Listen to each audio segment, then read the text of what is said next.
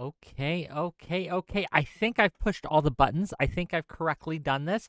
We should be live, gang. Welcome to yet another episode of WhickTV, cross-ideological space where we come together to talk about issues both political and cultural, from the silly to the serious.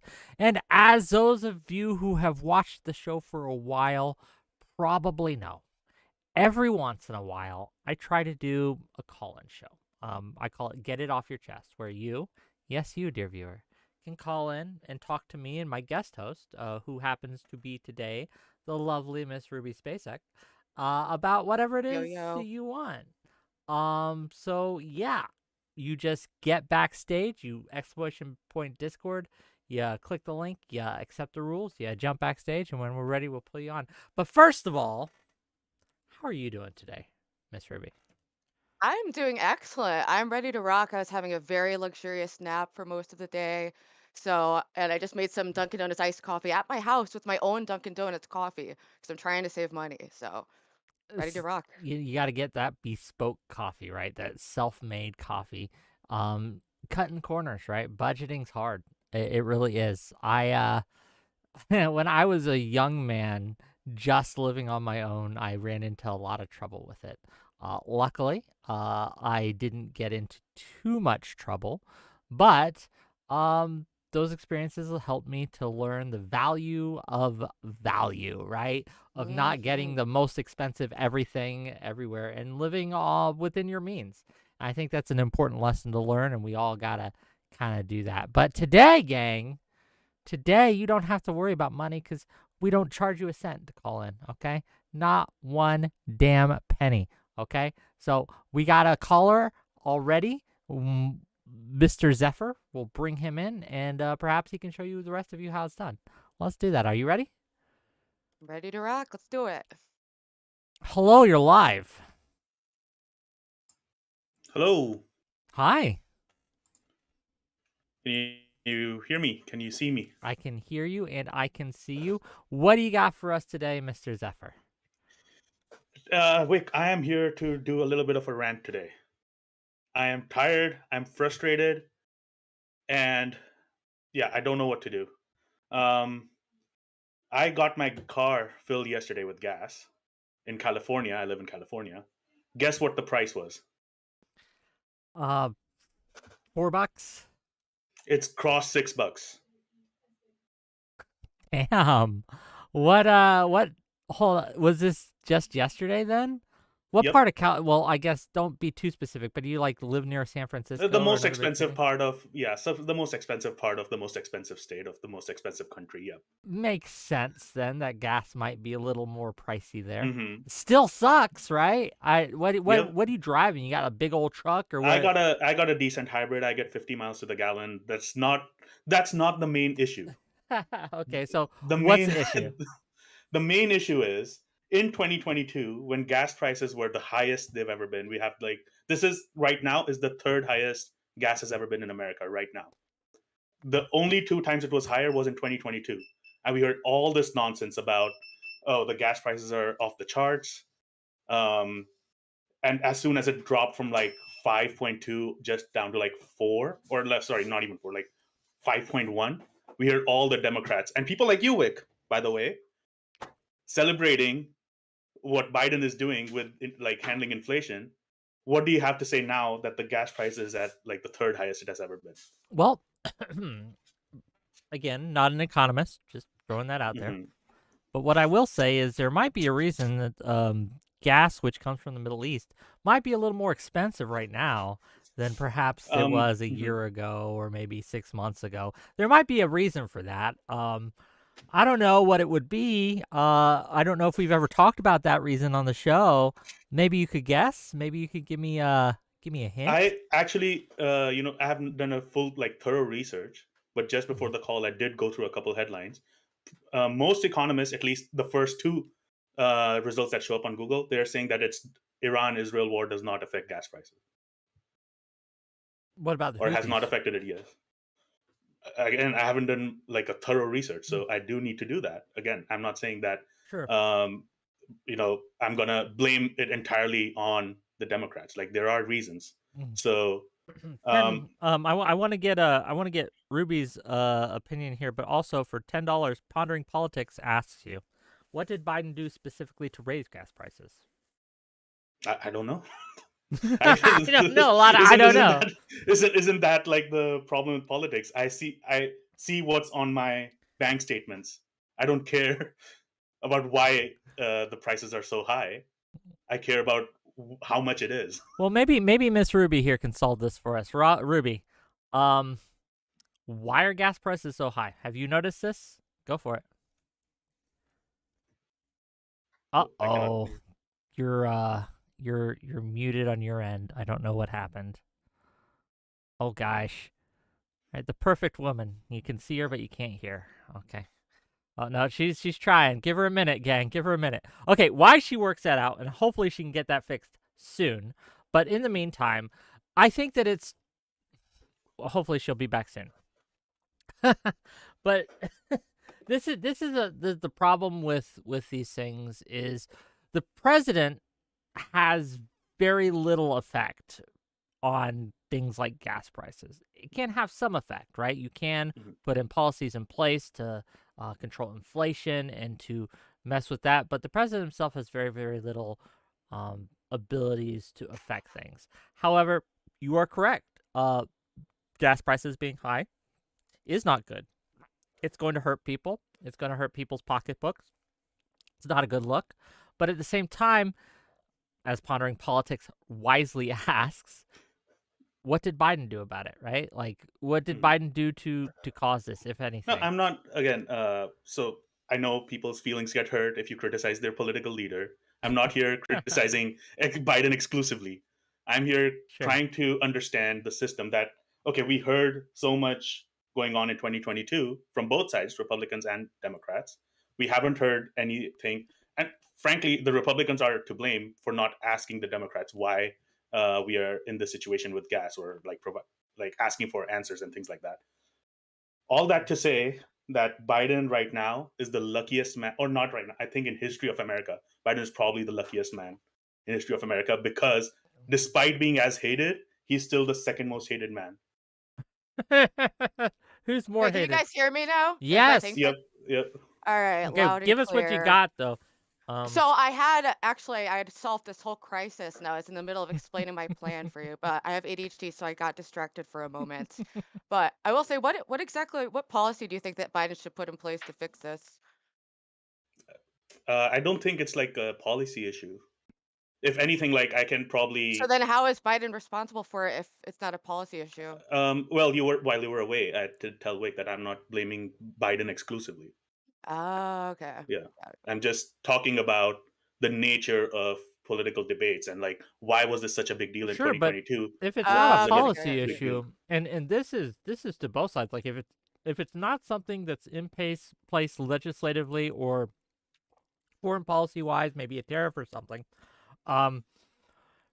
neither party has blame or benefit here. Like if Right. there's no policy that can fix this, or no policy that you're advocating for that can change this, then honestly it doesn't fucking matter who's president. No one can do anything about it. I don't know specifically why gas in your area is so pricey. I don't know if it's specifically your area, if it's nationwide.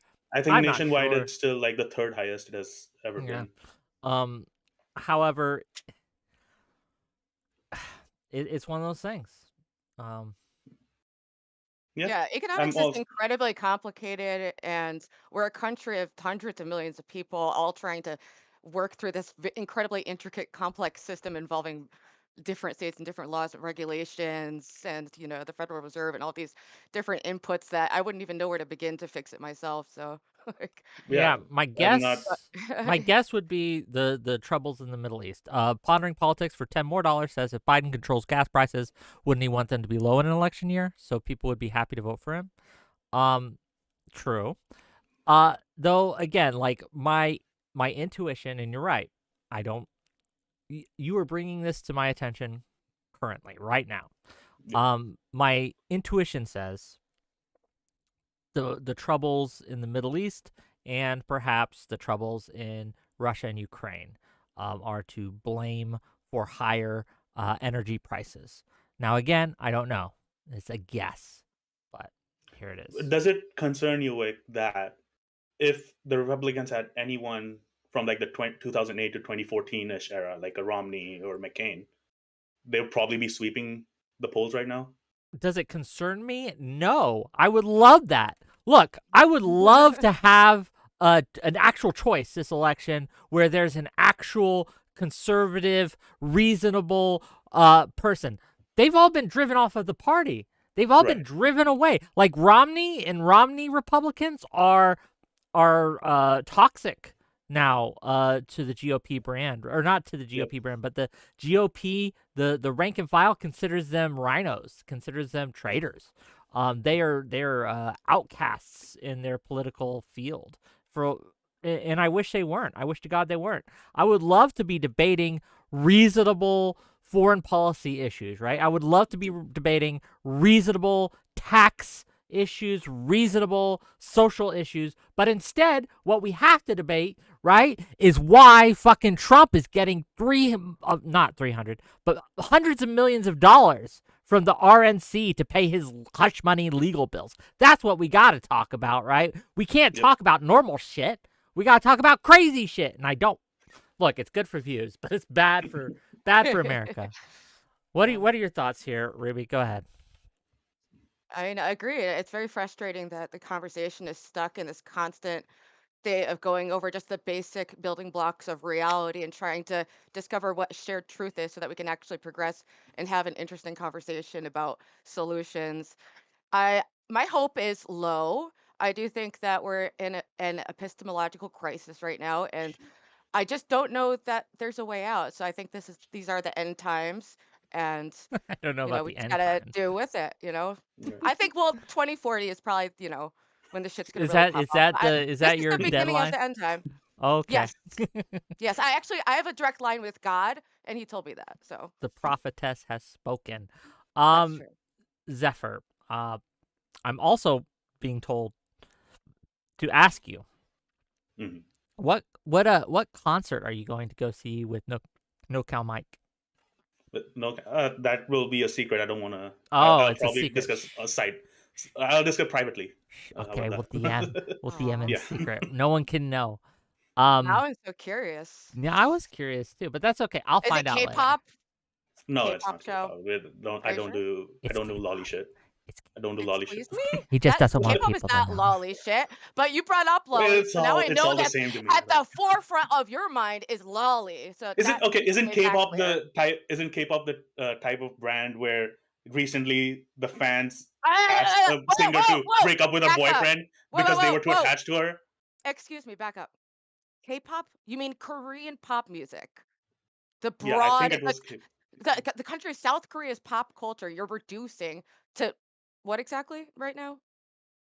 K-pop fans recently asked one of their singers to break up with a boyfriend because they were too attached to her. You think that doesn't happen to Justin Bieber? Are you fucking kidding me? Look, Haley that's Bieber is harassed into fucking oblivion. Yeah, that's with just all my point is, like, I'm not going to watch K-pop.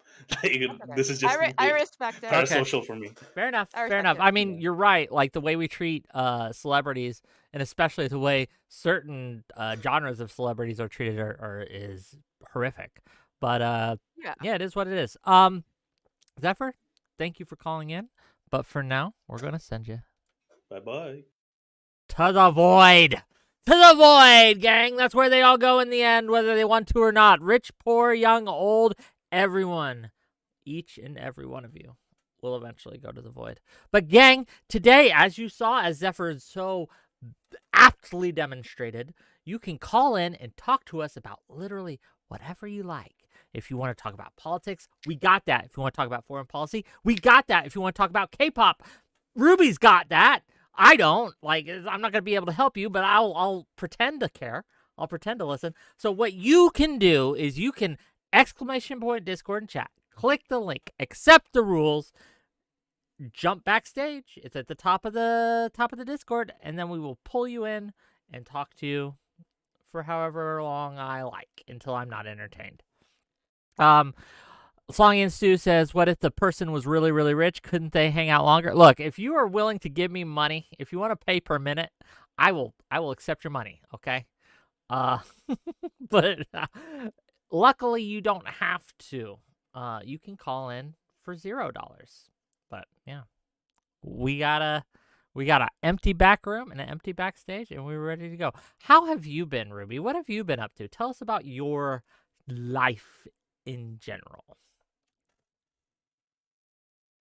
Oh no, your audio is again out. I don't know if this is a problem with you simply pulling away from the mic or whatever, but this is wonderful show, gang. Wonderful show so far. Gang, it's one of those things. Tech issues will get you every time. 8 o'clock tonight, we have a panel. Hopefully that tech issues go a lot better there, but we'll see. Let's bring in our guest and hope Ruby gets back to talk to them as well. Hello, welcome to the show. How are you today?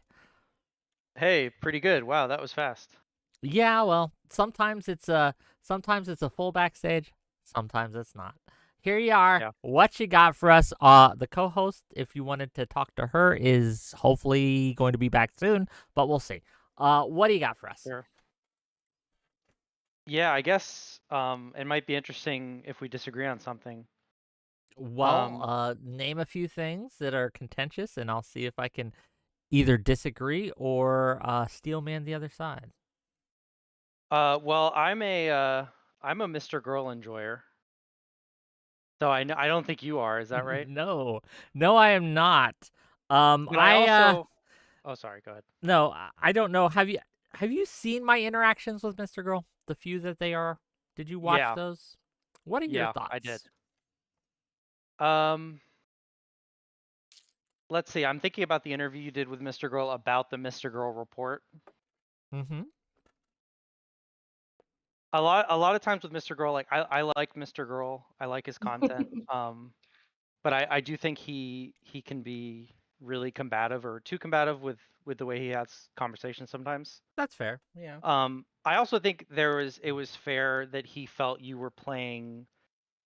The questions were not. I'm not really prepared for this, so it's probably not even best to get into it. But I felt like some of the questions were designed in a way to make cover for Destiny's some of his interpersonal. Okay, I understand.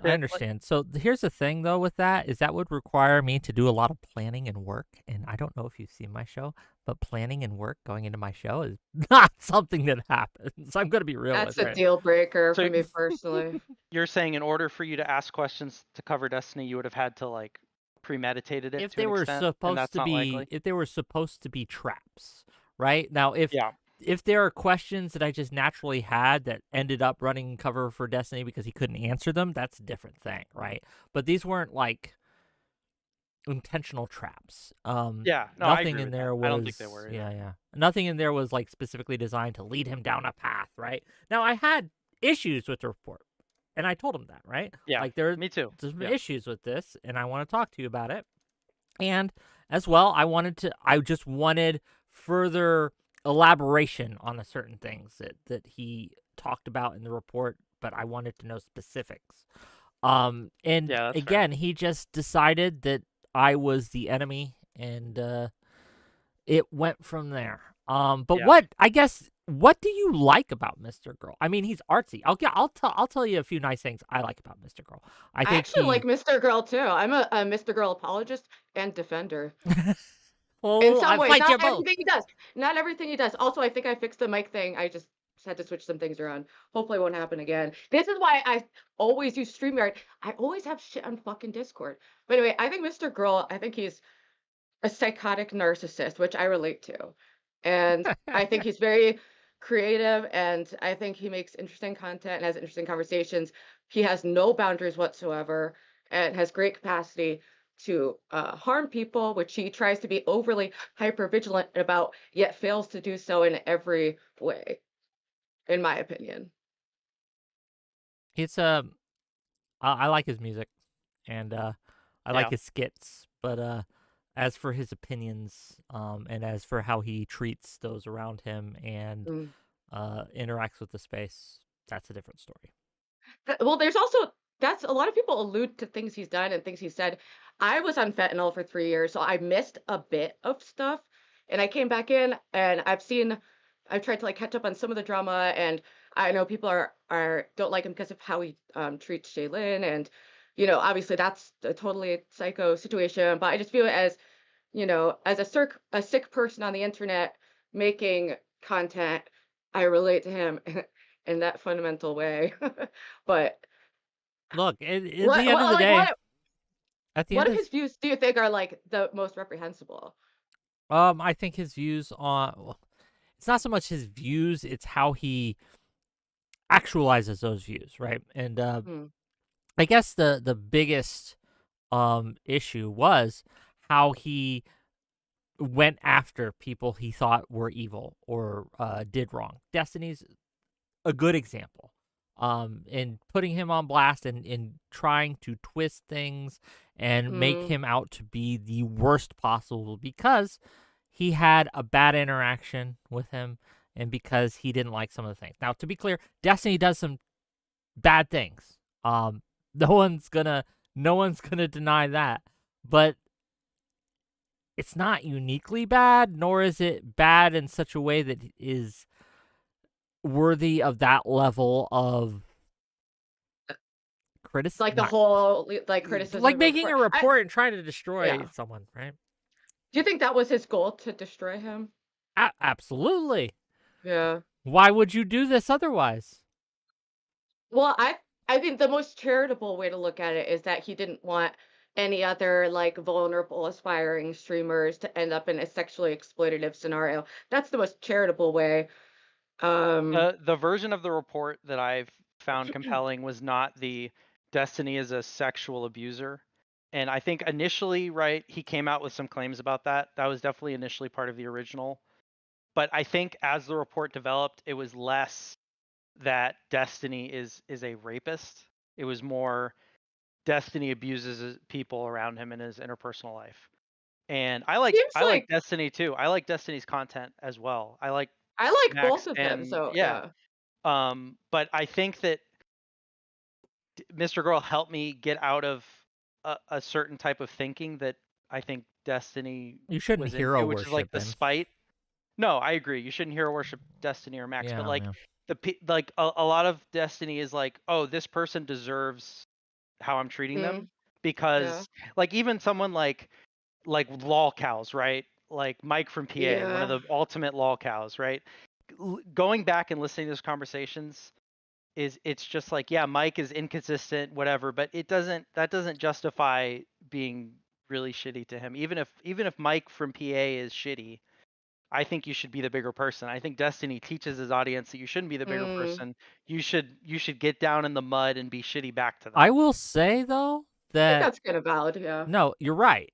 And again, my biggest criticism is spite-based Yeah. Yeah. interactions. However, I have noticed a marked improvement from when I first got in contact with Destiny till the Destiny of today. He is, again, not perfect at it, obviously, Mm, but he is much less spiteful than he was, mm. what, 3 years ago?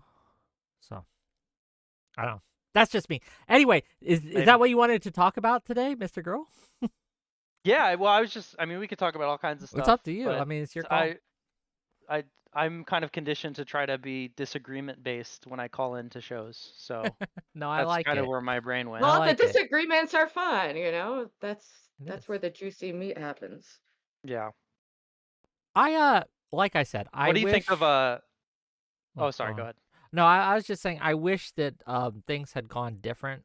Um I just the way that he reacted to our interactions just kind of confirmed a lot of the things that other people said about how he treats others. And I wish he hadn't done that. And I wish Uh, cuz he has interesting things to say. He's just too much. I don't know. yeah, and there's a lot I don't know, so I don't wanna say definitively that I defend his character. But I do get the sense that him and Destiny are both mis misunderstood, broadly mean well, and both have, like, a lot of pain and hurt inside of them that they've, like, funneled into these intense creative projects, and it sometimes hurts the people around them even though they're trying not to, is my general, uh, interpretation of it. What do you think of a DDoS kid, Wick? I That's one think, where I think Destiny's wrong. no, I agree. I think he was wrong Okay. to do what he did. Absolutely. Well, and it's fine. I don't want to like hammer him for being wrong in the past. I have a problem with him defending it today, in the way he defends it. I think his attitude should be, yeah, that was wrong of me. It's not like, because I think his argument boils down to he didn't have a legal route that he could afford to pursue, right? And like if there was a back and forth, that's kind of what it boils down to. He didn't have a legal route to afford, so then he was potentially justified in using force. But I don't think he would have gone that's a through with dangerous precedent. No, the killing, but no, of course not. I can relate to going to places like that in my mind, and especially if this is Destiny, what, like over a decade ago, when going through something really difficult. I always thought that was maybe blown out of proportion. It just sounds like a very terrible situation. No, I can relate too. It is a terrible situation. But I mean, I Yeah. think if you're a public figure and you have hundreds of thousands of people getting their Hmm. Well, even moral if you're guidance from not, you. even if you're just Joe Schmo, right? Like I talk about this Yeah. all the time. Like, and unfortunately, this is something I see in a larger political sense. That there's this idea that the other side's doing it, and so if we don't do it, we're going to be at a disadvantage. And the what it is they're That's doing. why we're not is- going to make it as a species. That is why we're not going to make it. Well, That's why. it's a problem, right? It's this race to the bottom. Hmm. They're doing it, and it justifies what we do back to them. We're going to talk about that a little tonight, and after the call-ins, we're going to talk about that with Israel and Iran. But it is a very common way of looking at the world. It's a very common way of interacting, and it's very human too. I don't want to discount the humanness of it. I just think it's one of those more base aspects of human nature that we should repress. Okay? Like, just because you feel like lashing out doesn't mean you should, right? Just because you feel like you're justified in your lashing out doesn't mean you should. You absolutely should be the bigger person if you can. And I think that everyone can learn to do that over time. What are your thoughts on that, sir? Yeah. Completely agree. Based. Excellent. 100%. Thank you for calling in. I appreciate you coming by. So I will talk to you later, my friend. All right. See ya. The void gone. Yeah. Yo. Yeah, I don't know. So, like you said, you relate to that kind of thing. Can you give us maybe for me in the audience, can you give a time where you felt like lashing out or felt like kind of doing the eye for an eye thing, just to help us learn a little bit about Ruby today? Oh man. Well, there's a lot of very specific things in my life that I could bring up. I don't want to accidentally dox myself. It's there's been like many instances, but like I had a relative who was killed in a instance where there are other people responsible, and you know it's been talked. Me and my mom will sit down and talk about this plan of killing this person. We find that to be therapeutic, even though I don't think I would. But then, and I really actually I'm never gonna kill, just for the record, but my mind does absolutely go there, and sometimes it scares me how quickly, because I'll I'm a waitress. Every day I go there. Every day I go to work, I go there in my head of being like, I'm gonna fucking lose my shit and kill a customer, or like it feels like that. It really does. Even though I wouldn't. People take everything wrong online, so I don't want to say too much, but yeah, that's my general thoughts. Well, You? I try. So there's a saying. I don't know if it's a saying, but everything you do, or most things you do, are because of how you think. So even knee-jerk reactions in a lot of cases, right? They're habits. They're things we build up. They're guards we let down. And I just think that there are certain things that we should never let our guard down on, and doing violence to people is probably up there. Now, again, there are times when you should. Like, I think that I'm not a pacifist. If someone's attacking you or someone you love, get in there, start swinging, okay? If someone comes into your country and kills hundreds of civilians, take them out, right? Do what you got to do. But that said, I think that if you find yourself in a lot of situations where you're just constantly thinking of just hurting those around you, that's Mm. not healthy. Again. Exactly. I've struggled with intrusive thoughts in general, and I've learned Mm-hmm. not to listen to them, Howdy. just be like totally random and ignore it. But hi. Hey, what's up? Wick, Ruby, nice to speak to you Hi. today. Hi, what you You got too. for us? What's up? So I don't particularly have a strong topic to really go at today, but I've got a couple that might kick around all right.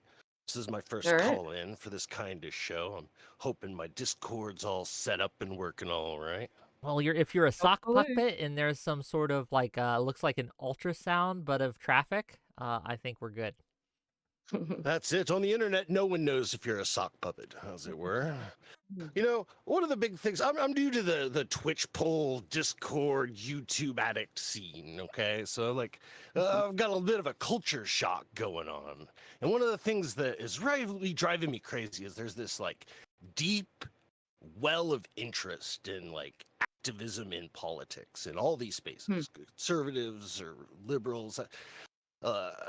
But there's like no connection to the existing network of physical spaces for counterculture in the United States, like the info shops, pirate radio networks, zine libraries. I used to do an rainbow info shop Right. when I Like, was there's this, in the early 2000s. Not so much anymore. Yeah.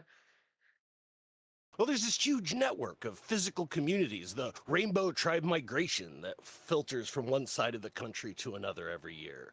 Like, all of these existing countercultural elements that exist, at least in an American context, are completely absent from representation in the Twitch poll space and vice versa. There's like no embedded YouTubers that are like traveling the makerspace community looking for political messaging and stuff. But these are like traditional outlets for like leftist action in the United States, right? Like visiting Geodome co-op across the West Coast with strange approaches to aquaculture was like how you radicalized 30 years ago. But today, that's like,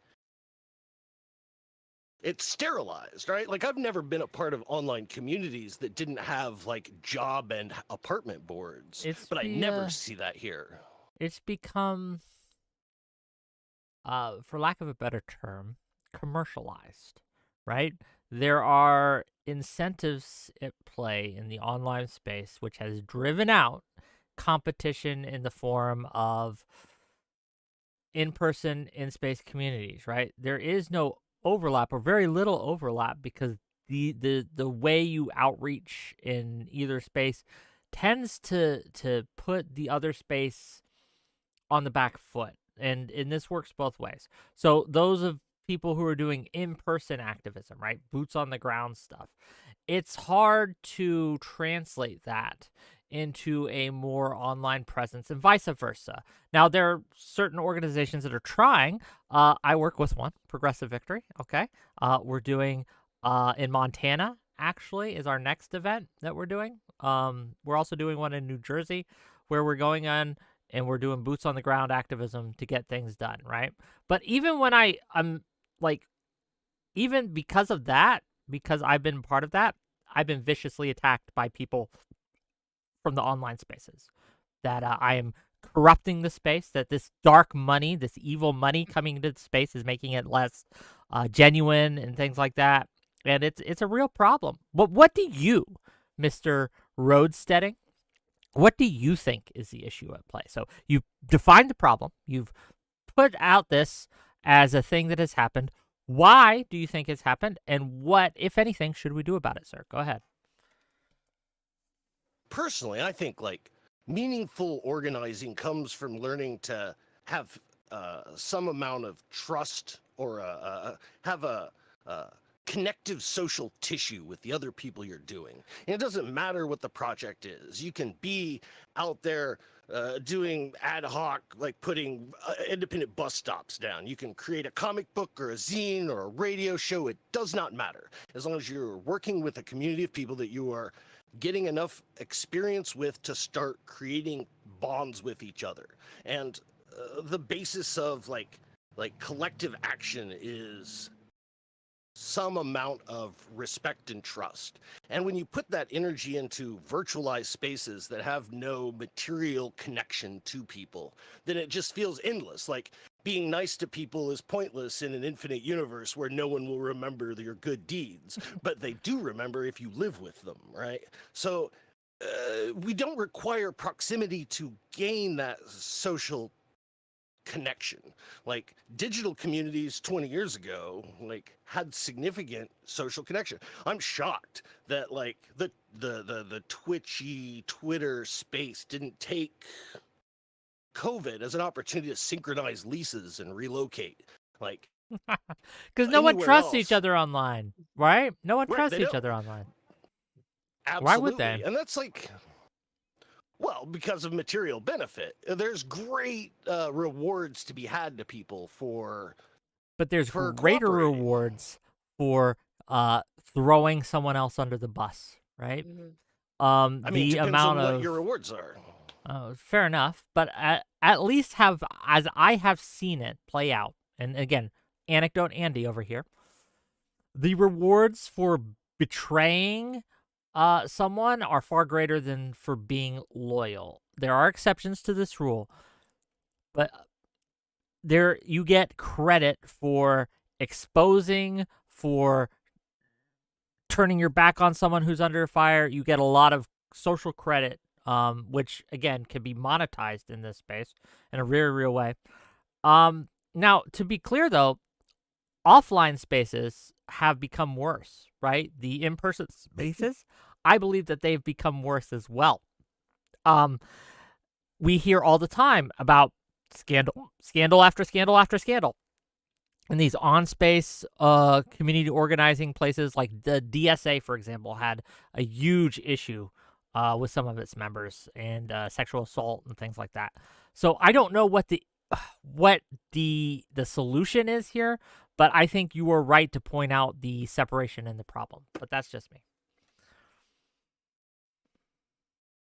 Yeah, like Beautiful. explicitly politically motivated spaces are inherently kind of toxic. Yeah. Like, you spend a lot of time working in city council meetings, for example. You'll find that you're surrounded by people that like have a personal vendetta with a city council person from the 90s, and they haven't been around for a decade, but everything that happens around them is sign that their influence is still overseeing the city. And that speed bump that was just taken out or put in is proof that that person's still there doing things I don't like.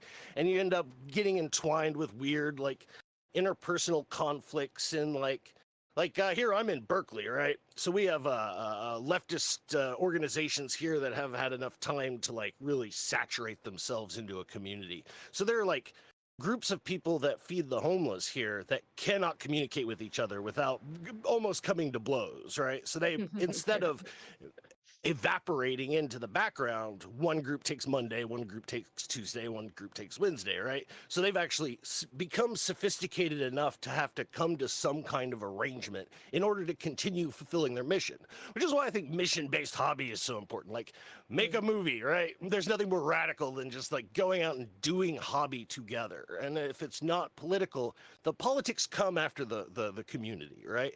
And if intentional community is all really based in shared trauma, I think the future's bright for it. That's true. It Sir, is. thank you for calling in. Thank you for talking to us with your little sock puppet thing. I enjoyed it. And for now, though, to the void. Thoughts? Your mic is out again. The tech has been atrocious, but that's okay.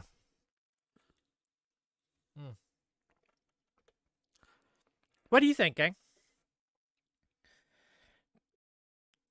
I hear this talked about all the time in this space, how we need to do more real world action. We need to do more real world stuff. We need to get boots on the ground. We need to have an impact, a better impact than what we do. But no one's willing to do it for a lot of reasons. Some of them very good reasons, right? I don't know. It's just Sorry, I told you my microphone cost $5. You know what? It's okay. We get it done. It's work. Oh, See, I'm not role playing. I'm actually fucking poor. hey! And this is proof, man. Living Look, the you and me actual dream. both. The poors unite, gang. But gang, guess what? It doesn't matter how poor you are. You can call in today and you can talk to us. Now, keep in mind, if you'd like to give me money, you may. But you don't have to. You can just call in and talk to us. We'll talk to you about anything. And we'll talk to anyone as long as you're not on my ban list. And if you're here in the chats, you're probably not. Let's bring in the next caller. Hello, you're live.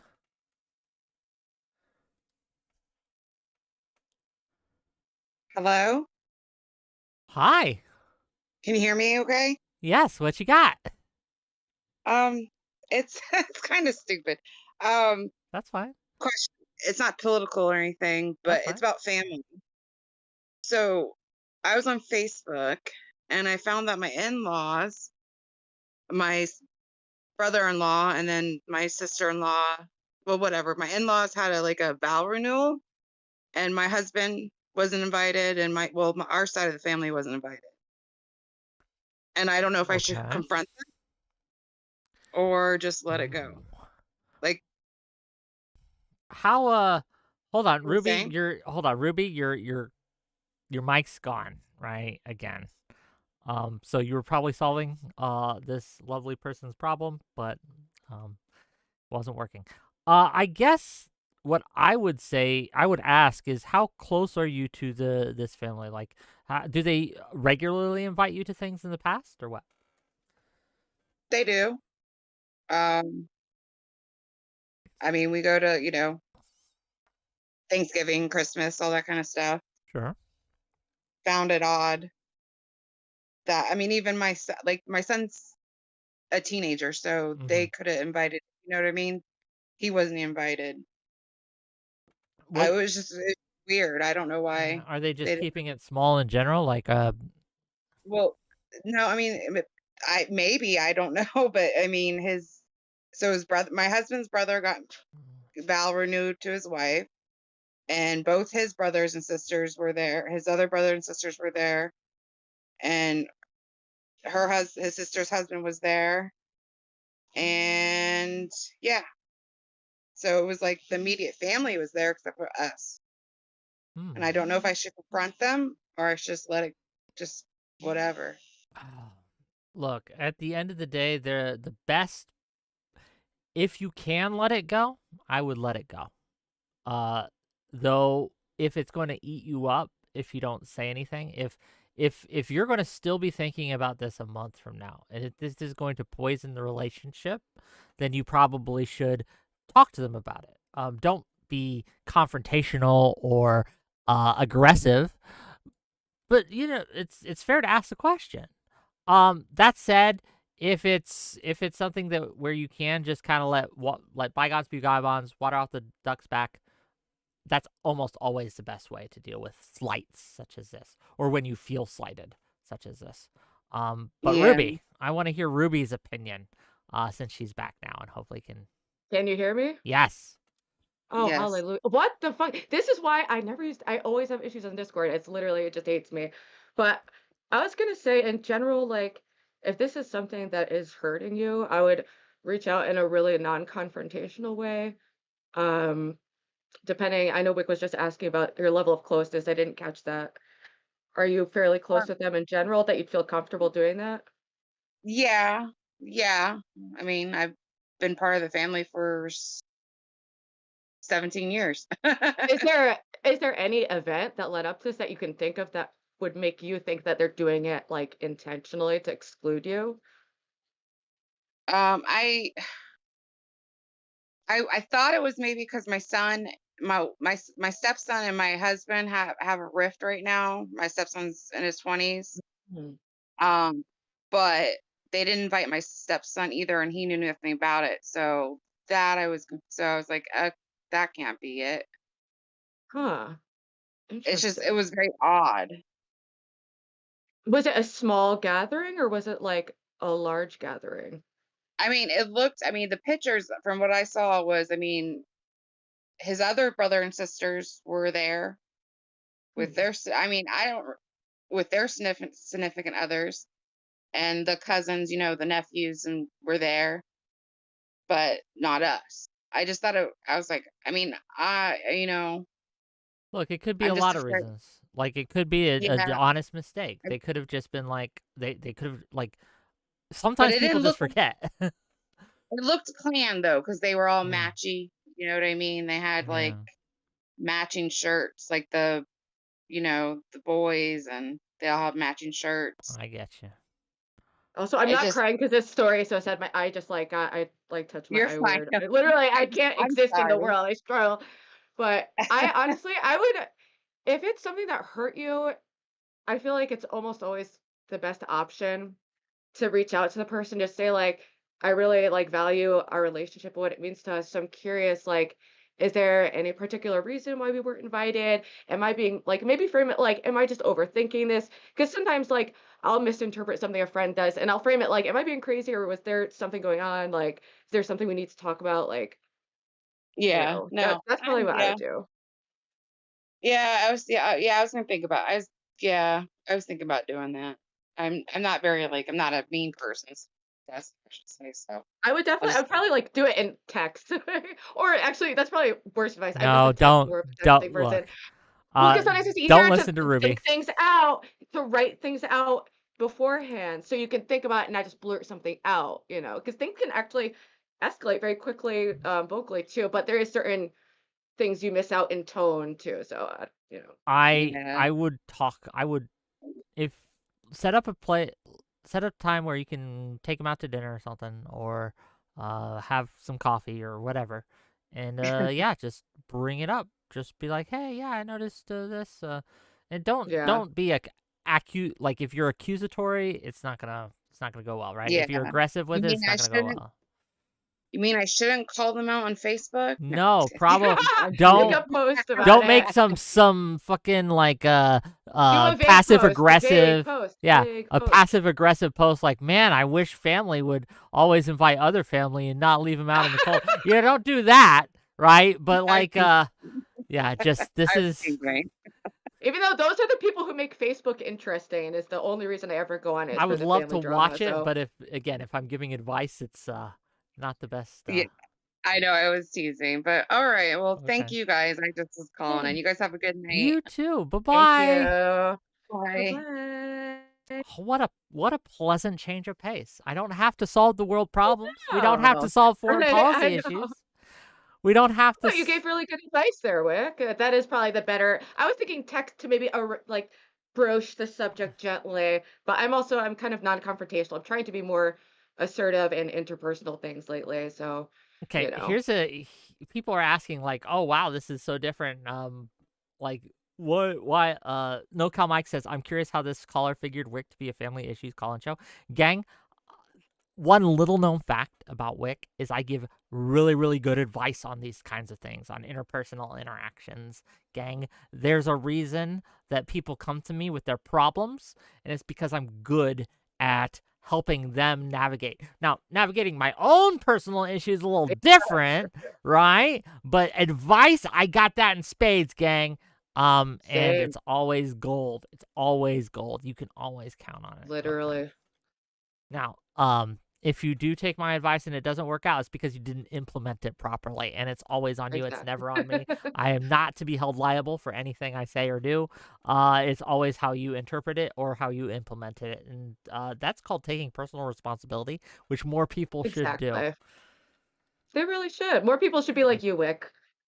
Everyone should. Yeah, I don't know about that. But I do think the world would be a better place if they had more of me in it. And you know what else Do would you be think great? if everyone was you, the world would be a better place? If everyone? No. Because Yes. variety is the spice of life, and we need variety. However, if more people were more like me, yes, I think the world would be a better place. Gang, you know what would make the world better right now? Is if you, yes, you, dear viewer, called in and talked to us. Ruby's here already. Look at her. She did her makeup and everything. She's ready to talk to you. Okay. I did. I rolled out of bed for this. I was hitting snooze till like 5:50, man. I ready to feel rock that it. life. There was a couple days where I literally got out of bed and turned on the camera. I had a show with Destiny and No Opinion a couple months ago, and that was the case. They wanted to do it early. I was like, motherfuckers, I'm sleeping, right? Dude, I know. Whenever I like do a stream with someone in like England, I have to like get up like earlier and do like a stream at like 1 p.m. and it's like, oh my gosh, like fuck. Indeed.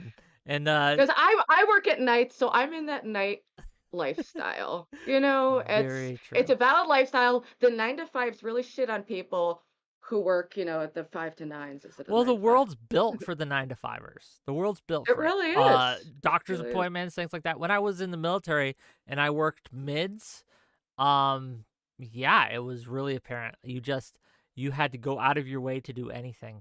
Almost worse was the swing shifters, the people who work in the Oh like gosh. from Oh, like that's 2 to absolutely worse. 10. Those people get fucked. Okay. That's the whole day gone. It's really, really bad. But let's bring on our next caller and see what he has Ooh, to say. Testicle Johnson. Speak of the devil himself. Hello, welcome to the show. What do you have for us today? Hey, what's up? How's my audio? So far, always so my good, voice. but there's still Good. plenty of time for it to go horribly wrong. Yes. Yeah. That's always the first question I ask because, yeah, that is also a pet peeve of mine when people jump in and their audio's fucked. I haven't really been listening, so I don't really have much for you, but on something on more of a lighthearted note, I don't know if you brought this up or if it's, it feels like it kind of went under the radar, but did you hear this thing about Botswana? That they threatened to send 20,000 elephants to Yes. Germany? Yes. It's more of a, like, I don't think they have the infrastructure to send one elephant to Germany, but yeah. Wait, what would be the point of the sending of elephants to? I'm missing Yeah, so all of that. yeah, okay, for sure. So, I mean, for anybody in the audience, because again, it was a bit more of an obscure thing that kind of came and went. So Botswana has, I just looked it up. They have a third of all of the elephants in Africa, more than any other country in the world. They got a shit ton of elephants. And Germany and I think some other European countries implemented a law to stop trophy hunting. And Botswana is mad because they're saying, well, this is like an essential part of our economy. Like you're fucking us. And it becomes that like, oh well, you're the whole Western world. You guys just get to turn it off. So so they're actually mad about it. But I just Yeah, thought trophy hunting, stuff like that. Obviously, as a vegetarian, someone who supports animal rights, I think, is not great. But they do use a lot of money from programs like that to actually probably help more animals overall and do wildlife reserves. So and it like depends on conservation, how yeah. it in conservation efforts. So it's like morally complicated in that regard to me. So I have no strong opinions either way on elephants.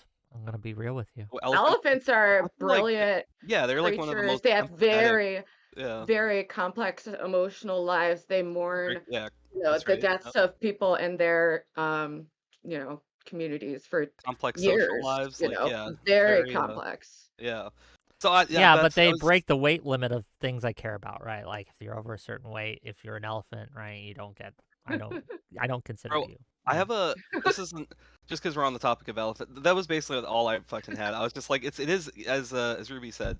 I do think it's like an interesting ethical kind of dilemma because it reminds me of like this like push to be green in the West of like we're capable of doing that now. We're like it's on the horizon, like we can see that, but there are places like that only have like wood to burn. Yeah. Right? It's like Yeah, it is yeah. it does seem a little bit weird to say these Well, developing yeah, we're nations. crippling developing economies with these regulations, that we can swing. But yeah, for certain developing economies, it doesn't make as much sense to have Fuck this them like super economies, stringent okay? They can become American, right? This is just us That's- rating. I know, you- They get can become American. part of the empire. Yeah, the American imperialist already. empire. Yeah. Okay. So here's the other thing, and I don't know how you guys feel about this. I imagine this is like you said, you're a vegetarian, and I also like I don't like fucking with animals. But when I was a kid, Based non-animal fucker in the audience. Thank you. well, I don't. Yeah, Yes. I don't fuck with them, and I don't fuck them. All right, I'm very morally consistent on What's that. worse though? What's worse, to kill or fuck an animal? Well, Don't okay. fuck animals, but if you're hungry, you can kill one to eat it. As long as Okay, it's not someone's pet. This If it's this is like someone's that pet, that's classic thing. different. It's like if you're gonna kill it, like what does it matter? Like who cares? But okay, you're you're getting me off track here. Wait, that's not Alright, true at all. But that is never mind, 100% true. No, it's continue. not. Wait. Just Okay, continue. Wick, I'm sorry, I no, didn't mean to get you off track. no, I just no, wanted no. to You ask. can no, you can. I love being off track. Wick, what do you think? What do you think is worse morally, being raped or being killed? Being killed. Unless what you're advocating for is that the For ethical the thing for a person rapist to do experiencing is to kill the person they're raping. Do you Well, think it's that not- would make it better? Well, yeah, it's not rape if they're dead, and then at that point it's necrophilia. Yeah, it's not rape if they're Yeah, you're dead, not- you're- dude. Yeah, there's no issues with consent. Hey, Ruby went there, right? I just ran with it. I don't actually. You know what? I don't I'm a think I can- woman. I'm shielded to literally say anything I want in that regard. No, I'm a no, not on minority. this show. I'm Women a get minority. the I wanna throw- Oh, women get What? the wall in this show. Okay. to be oh, okay, logically right. I consistent, love that. right? Women get the It's called us wall. being feminists, okay? We Is this hold you me? to an Do I- equal. Do Huh? I just bring out the worst in people? Is this is this what my? No, I'm just always forefront, have the worst, ready to rock. So Oh no, I love it. And actually, the other thing I was gonna say, I don't even think I can top that. I think that's like a perfect place to end. I think I Okay. brought up Johnson? all of the moral dilemmas. So do with that. To the void. Yeah, this whole which is worse, being killed or being raped thing. Obviously, being killed is worse. Neither is ideal. Neither is good. You don't want either to happen. I didn't kick her out.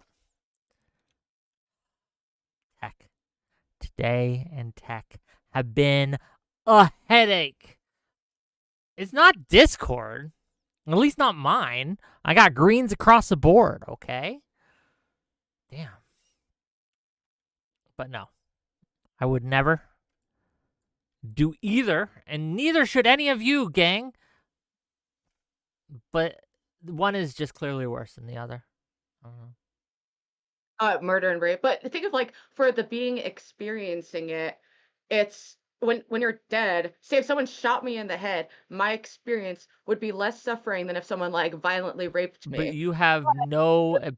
For everyone else around me, for me to die, that would be worse for them, and it'd be tragic in the sense that I'm not fulfilling any kind of potential I had to help humanity, or hypothetically. Well, even from a selfish perspective, you lose the ability to feel any joy, to feel any good things. Like, yes. No, I'd definitely rather get raped, instead of getting murdered. But saying which would involve more suffering, yeah, probably getting raped. Well, it But I depends would on how you're killed. I would still to be take fair. that. I'm a pro suffering though. Suffering is the spice of life. It makes you a more interesting person. So, but I'm against rape, and you shouldn't rape. So that's not the moral of it. Brave Don't rape. and stunning stance. Brave and stunning stance, gang. This is why people tune in to get these great takes, okay? We're learning it here today. You heard it here, gang. No raping. Raping is bad. Gang, please, someone call in and talk about literally anything else for a minute. I mean, sure, if you have huge thoughts on either topic, by all means. But oh god, I would love to discuss literally anything else. Ruby, do you have any questions for us? Any I'm topics curious. you'd What wanna are your bring up? thoughts on like animal welfare, animal rights? Do you have any broad I feelings don't on think that? you or- should mistreat animals. Mhm. I think animals are, in general, should be respected. But at the same time, I'm a human supremacist. I think that our needs come before the needs of animals. So for drug testing, Why? because we have the ability of sapience, of sentience, that is just far and beyond anything an animal So has. Or at smarter, least we can smarter recognize. beings, And we are of smarter a beings species. should always be allowed to take over and rule and control less intelligent beings. It's not about allowed. If the animals could stop us, they're free to try. I know. I'm just saying it's like a moral question. No, not always. But at the end of the day, we are the top of the food chain, and we have we are not animals, and We are totally therefore animals. it's okay. No, there's a difference. We are a type of animal, perhaps, right? But humans are a unique species in their ability Yeah, we're to reason. Yeah, absolutely. I would agree that we are definitely more intelligent than other animals, but I just don't see that as like a very good like moral reason to induce unnecessary suffering in other sentient creatures that you already admitted that you do No. give moral I consideration think to. You if kind of we have to bite can the bullet and either be like, I either do not give any moral consideration or like, because you end up in why is like there this not a treacherous spectrum? territory. No, I mean, there obviously is a spectrum. I'm just saying if it in order to kind of like morally bite a bullet and have like consistency, is that something you're not willing to do on the topic? Can a foolish consistency is a hobgoblin of little minds. I can be inconsistent. That's okay. There's nothing Okay. wrong with it. In fact, right? I think that a lot of people do this thing in debates, in arguments, in discussions where they feel that they have to be that they have to be consistent, and it leads them to monstrous things, right? This happens a lot of times True. on the abortion topic, right? This happens a lot of time on the veganism topic and things like that, right? Again, the morally consistent position for vegans is a form of biocide where you Hmm. prevent predatory animals from preying on other animals, right? Like just as if Yeah, you would, yeah, yeah. it Well, yeah, that would gets. be obviously insane to, to do that. The way I look at it is like I Hmm. hold myself to a higher moral standard than animals who don't have that capacity. And it's a similar way in like in how we enforce our own laws among people. If you feel like the person can't understand what they're doing, you generally aren't gonna, you know, put consequences on them that you'd put on someone who didn't understand that they were doing something wrong. Like I said, I think it's if we can do a thing without hurting an animal, great. I don't want animals to be hurt. I would rather they not be hurt. But if, as it stands, I like hamburgers. They're yummy. And if a Mm. cow has to die so I can have a hamburger, guess what, cow? You're going down, okay? You're going to be delicious. I will enjoy every bit of you, okay? I don't want you to suffer for it. I would rather you be kept in humane conditions. And if we can invent lab grown meat that's cheap and effective and just as tasty, by all means, right? Yeah, hopefully I think that's gonna have to be our way out because I do think that the optimal human diet is probably primarily plant-based with and includes like a small amount of like meat, dairy, and eggs. But the American diet at the moment is, a I just had a monstrous pizza disaster. for those of you paying attention. Nice. Um, it Oh was yeah. pepperoni, so you had meat and cheese. Delicious, Meat and actually. cheese, the whole The shebang. whole shebang. Gang, we're still taking call-ins for the next hour, okay? Unless you want to hear me and Ruby talk about animal rights, you should probably call in and talk to us about whatever it is that you want to hear about. Um, again, I will put the link in chat.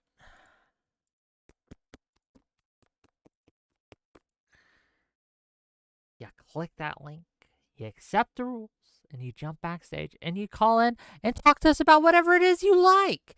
Gang, the Anything in sky's the the world. limit. We talked about gas prices, we talked about elephants, we talked about communal spaces, both online and offline. We talked about shit, what else did we talk? We talked about someone's Some family life, interpersonal right? Facebook drama. Like, yeah, some Facebook drama. We talked about renewing of vows. Yeah, the whole shebang, the whole kit and caboodle here. And we can talk about whatever you like next. There's someone backstage. They already had their chance to be on. I don't want to repeat. You can be backstage, Slongy. Jump backstage, and I'll pull you in. Slongy, you talk a big game. Come in and talk about us. Come on. Talk to us. Goat, I know you were watching earlier, and you wanted to tell us about seeing the Iran strikes. That would be a good time. Goat lives in Israel. Oh, really? Oh, that'd be Yeah, cool to and hear that yeah, I would love perspective. to hear that perspective. They said they were going to call in, but they haven't yet. People lie to me all the Motherfuckers. time. Dude, Okay? I'm learning that that happens. I'm way too trusting of the internet. I tell you. Trust but verify. What do you Hi. got today for us, friend? Apart from Hassan threatening a U.S. senator, nothing. Apart from what? Well, Hassan threatened a U.S. senator over Twitter. Which I thought one? about that. Why? Let me pull it up. Hold on. Are we talking about Tom Hasan? Cotton? Are we talking about Yes. the picture of the gun that he Yes. posted? The one that killed the Abe. Japanese guy. Yeah. I don't know if that's a threat, but it's not good. It's Yeah. it's pretty stupid. Tom Cotton, for those of you who don't know, Tom Cotton made a tweet about how people should take matters into their own hands when it comes to the protesters, what he called, in his words, pro-Hamas protesters that were blocking traffic, and that it needed to stop, and people needed to take matters into their own hands. That's not good, what Tom Cotton said. I don't agree with that. I think that's wrong. But Hasan decided, much like we talked about earlier in the show about the race to the bottom, oh, look what he's doing. Look what I can do as well. Ugh. And it's a real thing. It's a real problem. Go ahead. So here's my. It really is. Yeah. So here's the problem. I posted it in memes, by the way. I didn't know where else to post it. The problem is there's enough people in Hasan's community that are batshit insane that would genuinely try something like that, like literally shoot a U.S. senator.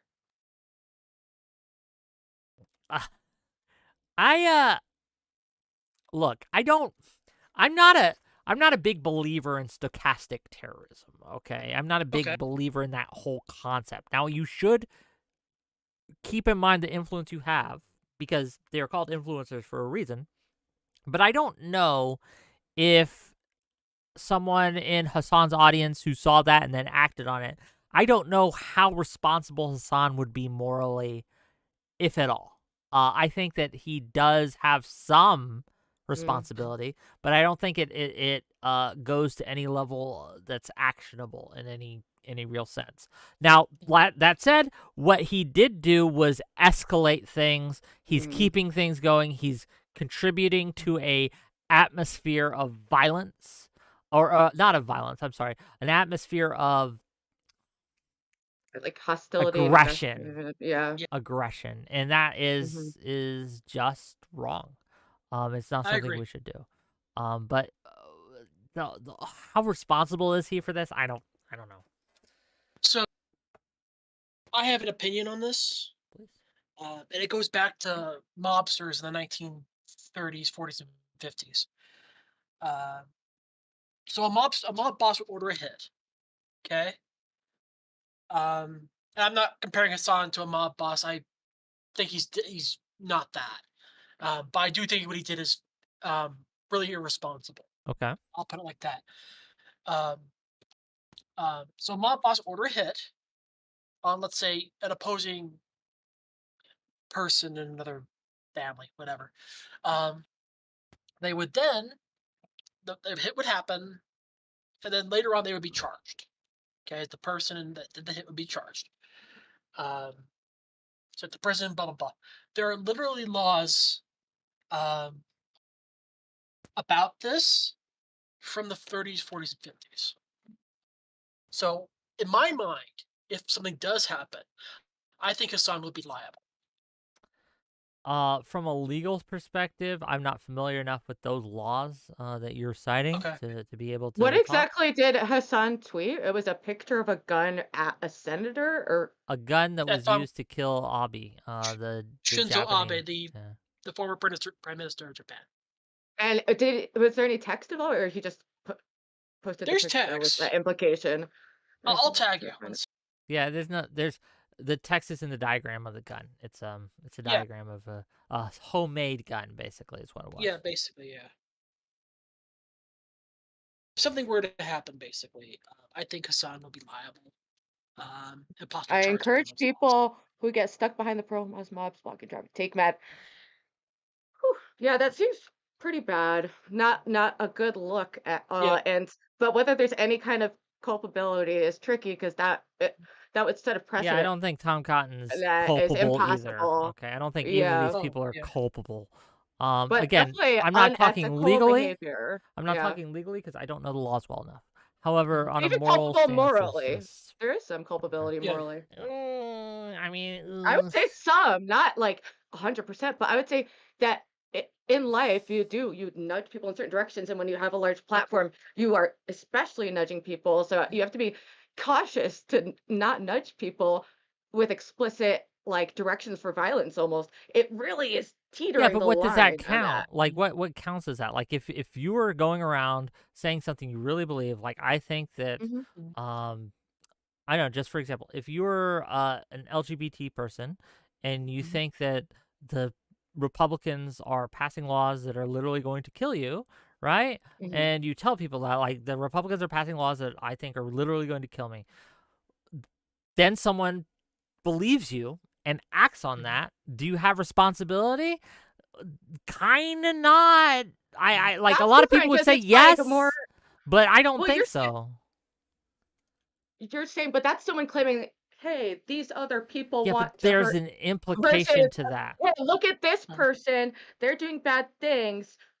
You know, Mhm. you should take matters into your own hands. If I run into a room and say, That "Help, feels this like a call to person's trying violence. to kill me," it Mhm. signals things that are acceptable to do that normally would otherwise be unacceptable to do. So if Makes you sense, but ran not as if you explicitly. ran Not into my as house, explicitly. if you ran into my house and you were like, "Help, this person chasing behind me is trying to kill me."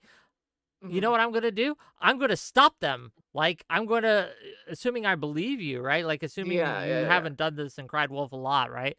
Like, I'd be, okay, let's go, right? And I'd put myself in front of whatever the danger is and try to stop them and use physical violence Huh. to do so. Now, again, does that mean you're responsible if I accidentally kill this guy in the ensuing altercation? I don't know if it does. If Well, you I'm just really saying, believe it. And thank you for the I gift sub, think Admiral they Gibbs, by the way. Thank you. I I think that it's a moral failing on their part to encourage violence. Yeah, Yeah. but what else that entails, I think we this is as a society we should shame that behavior and try to enact a norm of not doing that without involving the law would be my bet. I agree. Is there anything else you have for us, sir? Not really. No, I just wanted to get that off my chest. Oh, So well, thank you for yeah, calling in. Yeah, thanks for I the call. welcome. appreciate it. Have a great day. I enjoyed. To the void, gang. To the void. Let's bring in the next caller. Hello, you're live. Uh-oh, Ruby, we can't hear you. And I can't hear you either, Goat. I can't hear anyone today. Is it mine? Is it my thing? I can't hear you, Goat. If you're talking, is this just me, gang? Yeah, sorry Yeah. about that. I had my mic on mute. Okay, I thought I was Um, going crazy. I was like, I can't hear anyone. What's going on? What you got for us?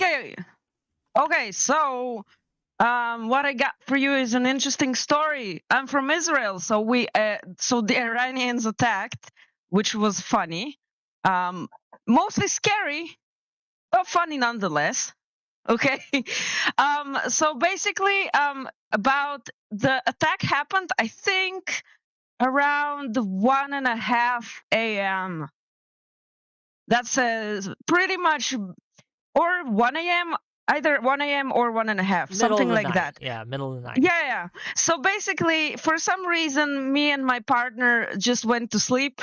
Okay, we were like, nah, come on, Iran ain't gonna attack us or something. So we just went Oh to my sleep. gosh.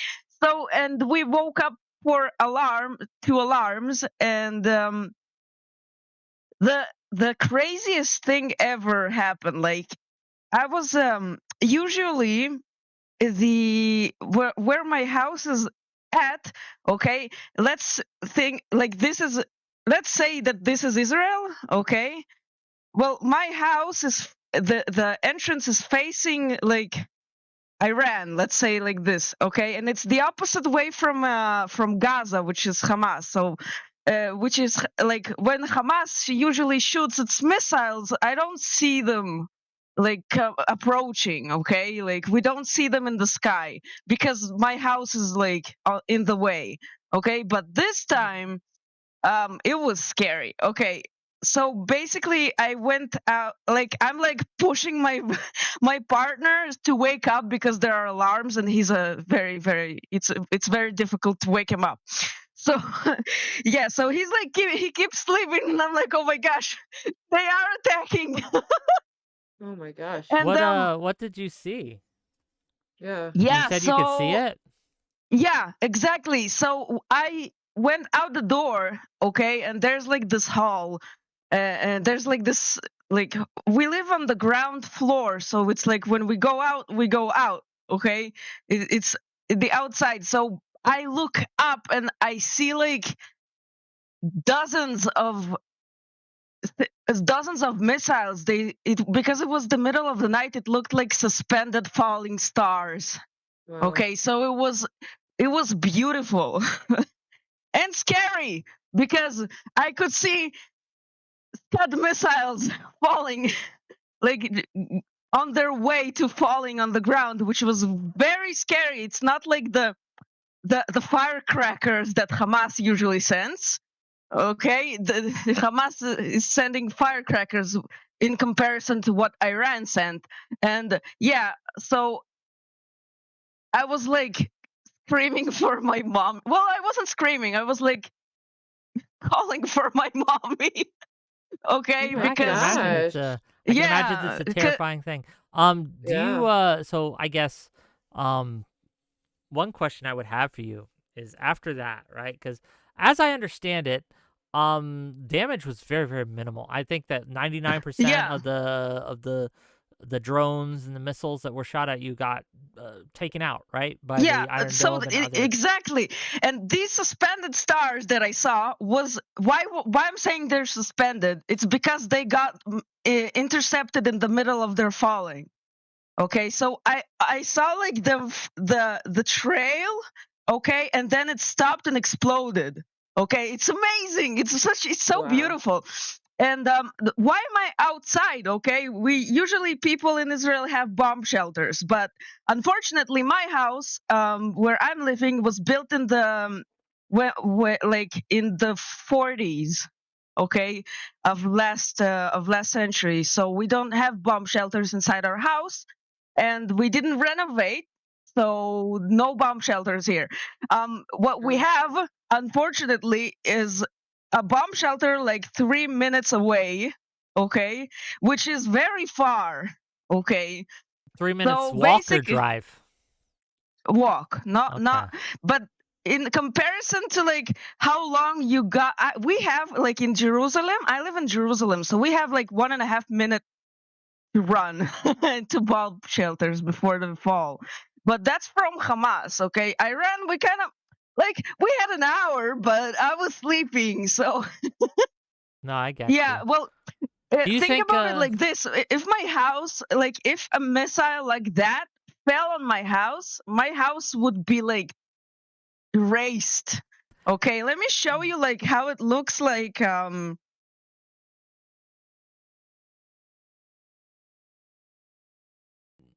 wow. This is the missile. What? damn. Holy Okay. shit. Wow. Those It's are huge. bigger than an Yeah. elephant. Yeah, that's Question. Do Yep. you think are you for retaliation? Do you think that Israel should hit Oh, back at Iran for this attack?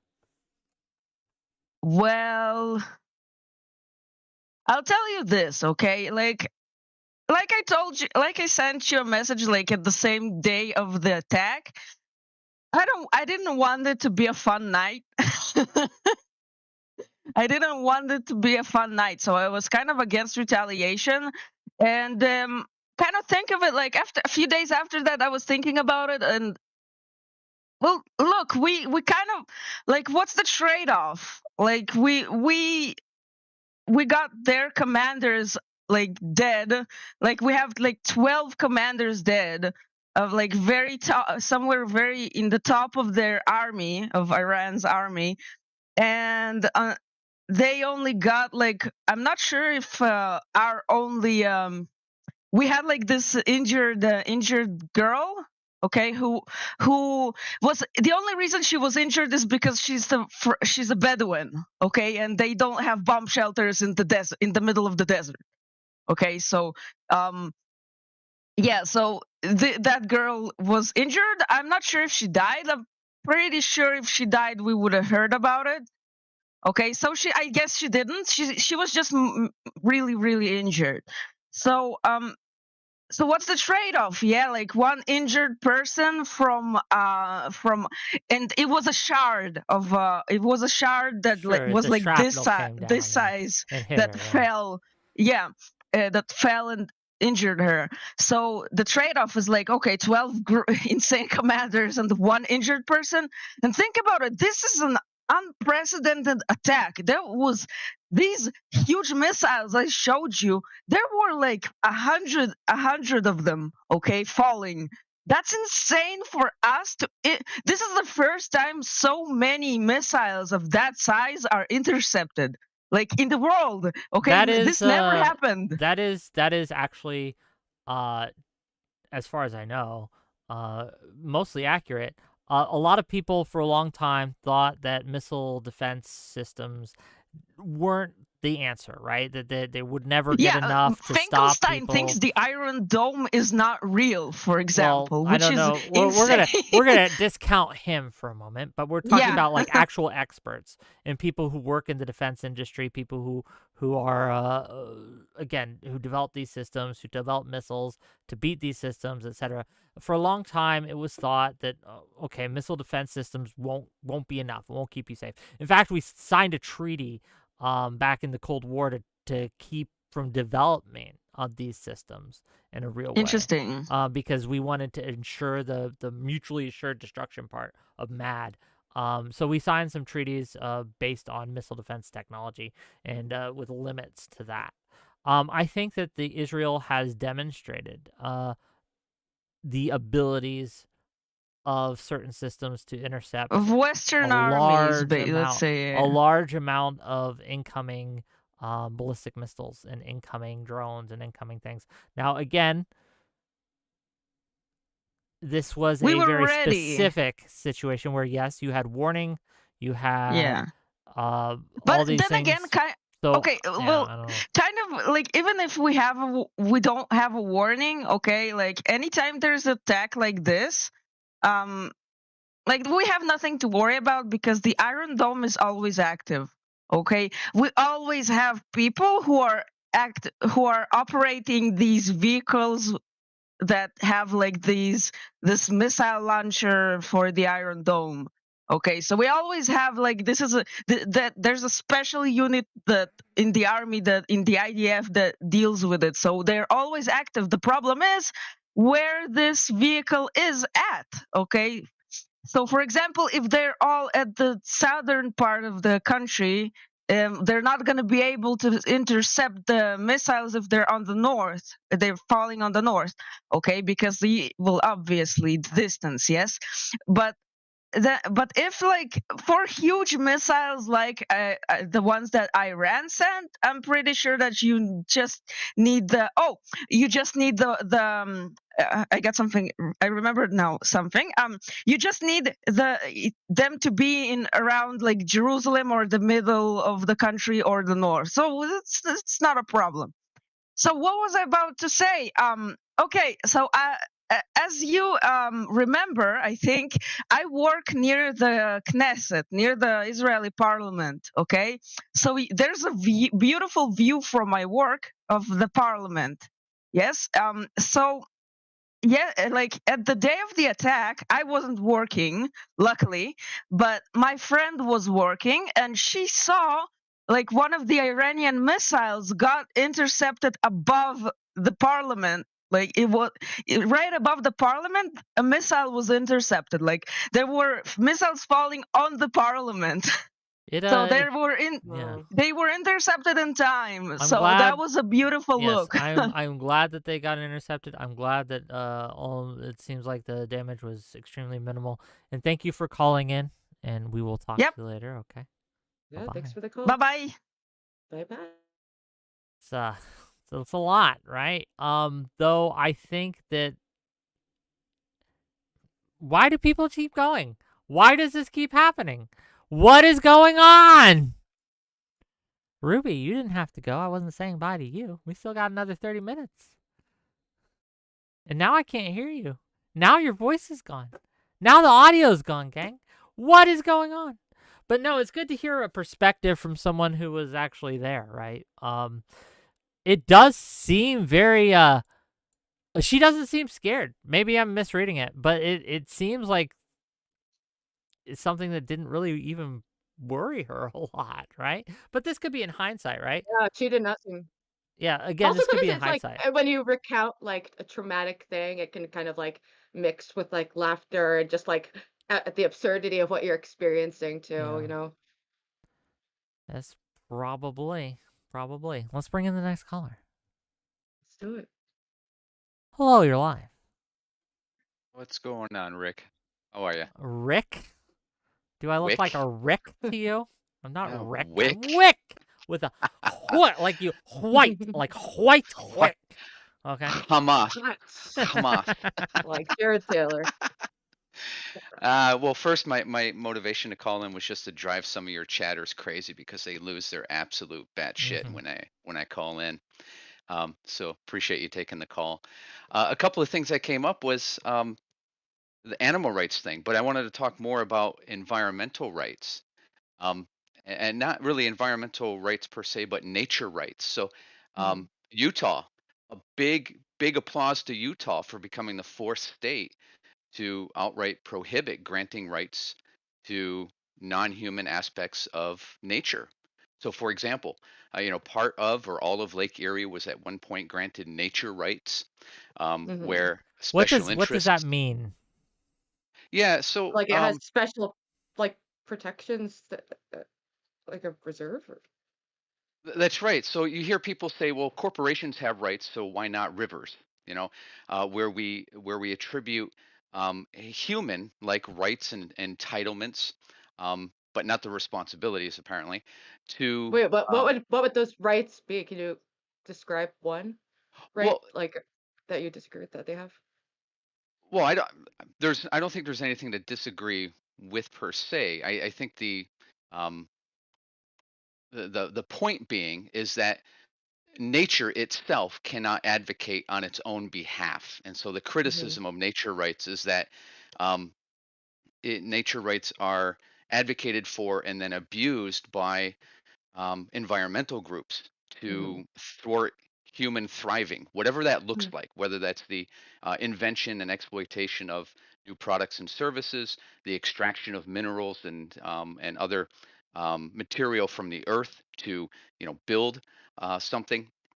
So the criticism against these nature rights is that um, these rights attempt to protect the environment by allowing it to evolve naturally without human intervention.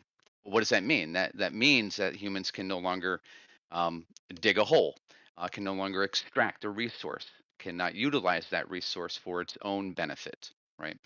Um, so we see, countries in South America, for example, have granted human rights to rivers and lakes, mountains, outcroppings of rocks, for example. But just today, or I think yesterday, uh, Utah became the fourth state, along with Ohio, Florida, and Idaho, to restrict rights to the human realm, or realm, if So you will. Right. So that's wait, so go what ahead. I'm still not understanding what the human right you mean that would be applied. Like, are you just talking about broad like protections to like preserve nature? Because that's generally in the benefit of all humanity. Because if we just, you know, completely extract every resource on the planet and just keep destroying things, that's not good for anyone. Well, true. There's of course a responsibility for environmental stewardship, right? Yeah. Where we recognize the harm we impose on the earth simply by existing, right? So, and that's part of the human exceptionalism perspective, which is we recognize as humans we can exercise this moral agency, Hmm. and we can act on this responsibility to preserve as we interact with the environment around us. Something that the exceptionalist class, if you will advocate separates or distinguishes humans from animals. Um, and so the I'm trying to think of right offhand the specific rights, what it looks like. Hmm. I think what there was an effort to grant nature rights to the Great Salt Lake. Uh, that it being a geological feature, it's a living thing, just as Hmm. Earth is a living thing, and therefore we ought to restrict humans' ability to interact with that particular um, geological feature, for example, whether it's the extraction of water, whether it's the introduction of humans to that resource. So, like Like, wildlife preserves and like, are you against those kinds of regulations that to like preserve like certain spaces of wildlife to not be, plumaged for resources? no, not at all. I think that's But that something also really to, benefits humans, like, just to have, like, beautiful places to visit. Like, I think a lot of those protections are good. I don't know if I view it as being comparable to, like, the human rights that, you're endowed, like, as a person, like, but I right. support And those protections, and and when it goes to, like, granting non-humans rights, it's like, what do we'd have to go over the basics of what we mean by right. I think we should grant certain protections to minimize the suffering of non-human animals while still prioritizing a certain level of convenience in humans. Like the way we're doing things right now is the complete opposite of that with no regard for the well-being of animals. I mean, with some regard, but not enough in my opinion. right, and I think there's a difference between preservation of areas, right, and the granting of what we recognize as human rights to non-human things. Yeah, I Um, guess if we're uh, that sounds reasonable enough to not it just sounds like a semantic, like, what do you mean well, by it's not human because right? what Like, it's not because what happens is that when a developer wants to say develop a piece of land, and that developer's activities then, if you will, harms that land, harms the ecosystem, right? We now have individuals or organizations that can bring lawsuits on behalf of Mother Earth or the environment or that river or that bird or that grass, right? and who To would receive the sue. gains of the lawsuit?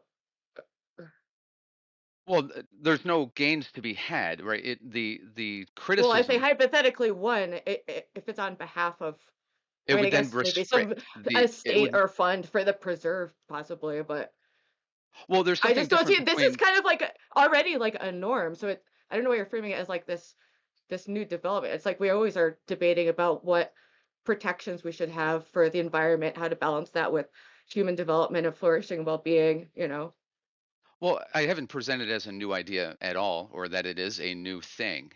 Like I Mm, said, Utah is the fourth state. There are multiple countries who have participated in this activity of granting what are human rights, the standing to, for example, bring suit in courts uh, to to not so much protect, but to restrict the use of mhm. the environment. This is something different than, for example, the setting aside of Yellowstone National Park, right? We can preserve Okay, I think I get what you're saying. Yellowstone Yeah. National Park without granting it rights, so that um, self identified uh, actors, environmental groups, or some other type of group can, on Mm, behalf of the environment, bring suits to restrict land use or restrict water mm. use or restrict some other human activity, right? And so I thought it was interesting. You guys were talking about animal rights, but then not but, and we also see Utah here becoming the fourth state to restrict the So granting of human Mm. rights to the environment, I to think that nature. yeah, at the end of the day, I'd have to look into. This is one of those things where the devil would be in the details of each of these things. I think that in concept, protecting and preserving different features, such as the Salt Lake and other kind of wonderful features of the earth, is in everyone's interest. That said, the devil's in the details. How are they going Mhm. about protecting them? What mechanisms of the government are they using in order to enforce Mhm. these things, right? And how can they be exploited?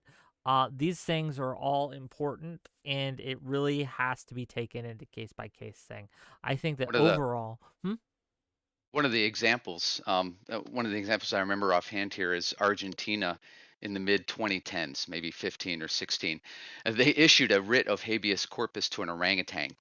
Um, and the basis for the habeas writ was to force the release of the animal from a zoo, right? Mm. Um, and a comparable example of this is where when we grant human rights to the environment or to nature, they're accompanied by things like the right to freely flow, right? So imagine the application of the right to freely flow to a river that has on it dams that are used for hydroelectricity production, right? If the river has a right to flow in an unaltered state, then you have the basis then to bring a lawsuit to force or compel the tearing down or destruction of dams on rivers, right? Um, and so it's an odd evolution of the concept of rights that started out as a purely human-oriented concept, now being evolved into inanimate objects. Do Right? animals have rights, in your opinion, at all? Not as a human concept, no. The rights that involve responsibilities and entitlements, no. Because, for example, as humans, as if you will, exceptional beings on the planet, we exercise moral agency. That moral agency instructs us to act as good stewards, right? Responsible. But that same behavior, that same conduct, isn't incumbent in animals. They don't have a comparable responsibility, or they have not recognized a comparable responsibility. Certainly, but they do have. Well, I mean, certain, if I may, in highly evolved mammals, they do. But well, if I may, but when we talk about human rights, we generally look at things like the right from freedom of abuse. So, for example, if it's illegal to abuse a dog, and I think that's a good law that we should keep on the books, that abusing a dog, right, is something that we should punish legislatively. $5 from Testicle Johnson to say climate change is a great big conspiracy hoax designed to redistribute my hard-earned wealth to polar bears. Thank you for the $5. But I find it odd sometimes how people will rightly suggest that there are ridiculous aspects if you take these things too far. That's true, but then they use that idea of the extremes to attack something very reasonable, such as don't pollute the river or don't fucking kick a dog and things like that. I don't know. That's my thoughts. Okay. Well, Based. All right. Well, thanks, Wick. You have a good one. Peace out, Girl Thanks. Scout. Take care. Yeah, look, I'm all for a separation between human and animals and them having different rules of conduct. But Ruby, what are you doing? Come on, what's with this? Okay, I'm gonna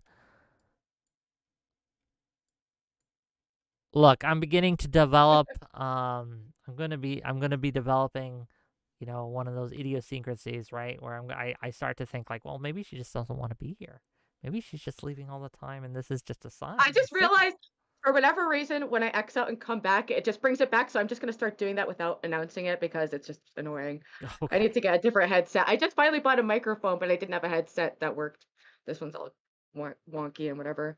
But yeah, interesting thought. I think the way you summed it up is perfect. That like we can look at the extremes of how these things can be taken wrong, and then, but that's not a reason to attack just like the idea in general of having protections. Not that I'm saying he was thinking that, but Yeah. it's all about finding that balance, Yeah, like, balancing different interests and different incentives. again, like if we're gonna test drugs, I don't want it to be the dangerous parts to be on humans. I want them to be on animals, and sucks for the animal. It's not good for the animal. The animal probably doesn't like it, right? It's probably bad for them. It hurts them and kills them in many cases. My thoughts is, broadly speaking, there are instances where some animal suffering can have huge benefits for humanity. So I do weigh those into consideration. The only things I know for sure is that most people in the West, without much effort, could adopt a vegan or vegetarian diet, greatly reduce the demand for factory farming, and that would be beneficial without much change in behavior or suffering on our part. So that's where I feel pretty clear morally that there is some culpability there. But once you go further into like, oh, well, if we could cure cancer by testing on a mouse, like, I do start weighing in at that, suffering versus flourishing balance. That's Fair my general enough. thoughts on it. Fair enough. Gang, we have time for one, maybe two more callers before we switch to our second segment of the evening. So if you, yes, you, dear viewer, want to call in and talk to either me or Ruby or both of us at the same time, you Same damn can. time. You can, okay? We're here to talk to you about literally whatever you'd like to talk about, whether that be political, whether that be cultural, whether it be personal, whether that be comedical, whatever you, farcical. Anything is on the table. If you have questions that you've always wanted to know about Wick or about Ruby, call in and ask. That's right. Yeah. Open book. We're ready for your callers. So come on, jump backstage. I know it's been a while since I've done a call-in show, but come on, let's get the callers in and let's get on to talking. And we can have a great conversation. It'll be fun. It'll be interesting. I promise it won't be boring. Hell yeah. So, Wick, you find anything good on Netflix lately? Oh man, I haven't. Look, I've been watching Fallout, and I have been very impressed. I was worried. Usually video game adaptations into movies or shows are dog shit, but Fallout was really, very well done. I've really enjoyed it. I'm on the last episode, so I don't know how it ends. Please don't spoil it. But I thought the characters were great. I thought the storyline was both interesting and true to the show. Yes, I know that there are differences, but I'm not autistic, so I don't give a shit, right? I don't know. I thought it was fun. What about you? What have you been watching? What's been your guilty pleasure shows for the last month or so? For guilty, well, I will say that I just finished Baby Reindeer this morning, and I was actually Baby really blown away. Reindeer, what is that? It's the second trending show on Netflix. It was like a Scottish show, but it's about this guy who's like a bartender, struggling, failing comedian who has this woman who's like a stalker, becomes obsessed with him, terrorizes him. But what really fascinates me is that I thought it was like it really depicts like psychosis in a way that ring true to me and depicts the sexual assault of men in a way that I've never seen before represented in film. And I thought that was like extremely powerful, actually. So I was really blown away. Apparently, it came out a few years ago, but it's trending on Netflix. I a million times recommend it for anyone looking for a show. Sounds pretty heavy. If I'm in the It's if I'm definitely, in the proper mood. yeah. If you, it's definitely heavy. It's definitely triggering. So make sure you're in that kind of headspace. But I do think it's really important and overall good to have empathetic depictions of men dealing with and overcoming sexual trauma. So One of the more interesting shows I saw that dealt with like severe mental illness, schizophrenia specifically. I don't know if you've ever seen it, but it's called They Look Like People. no, I don't think so. It's from the perspective of someone who's suffering from severe mental delusions, right? And his relationship with his lifelong buddy, right? And how his delusions get in the way and cause him to just really do some. Well, I won't give it away. You should watch it. It's dark. I'm intrigued. I'm gonna have to write these down to look, because I go through TV shows like a series a day. Sometimes I will just blow through it. I've been I have been watching less. I went to the bookstore last week, so I picked up a bunch of stuff at Awesome. What's it called, at Barnes and Noble. The first book I went through in a day, right? Here, give me a second and I'll show you guys what I got. Okay, give me 1 second. Hold on. That's funny Wick mentions that, because I've been getting into reading too. And my new thing, I'm starting a book club where the only way to be in it is you have to commit to reading 1 page a day, because that's the only way I can peel my dead eyes off of fucking Twitter and start reading something that's not from a glowing screen. So if you want to join Ruby's book club, drop into my Discord, hit me up on Twitter, or email me if you're that fucking psycho. But definitely 1 page a day is the minimum. I actually just say I just started reading again too, so awesome. Let's see what we got. Okay, so I couldn't You find are the one that mute. I couldn't find the one that I'd finished, okay? But the one I'm What'd you get? currently working on is Lost Gods by 𝕵𝖎𝖎. It's very Dante, Ooh. like a modern Dante's Inferno, Ooh. if you will. It's I'm halfway through. It's not as good as the one I read before this, which was called The Lords of Uncreation. It was the third in the series by Adrian Tchaikovsky, I believe is his name. Excellent British author, sci-fi author. I recommend him entirely. And one of these other books are by him. But this is an author I'd never tried before, but I'm very impressed. It's a kind of like a modern fantasy horror, again, like a modern Dante's Inferno. I'm not usually a fan of modern fantasy, urban fantasy, things like that. But this one was impressive. So there's that one. So I'll show you what else I got. I get stuck because I always I never go for fiction for some I reason always because I go feel for like if I'm fiction. reading, I want to be like absorbing true facts that I can like use in some way. But fiction, actually, I feel like I'm limiting myself so much Look, in that regard. I love it's junk food to me, and I love it, but it's something I go through like this. This is a book I'm going to read after the one I'm done, called Vita Nostra. It's by a couple, a Russian couple. It's actually translated from the Russian. I've read one novel of theirs before, and it is one of my favorite of all time. It's called The Scar. It's a fantasy. This one's more of kind of like a modern horror.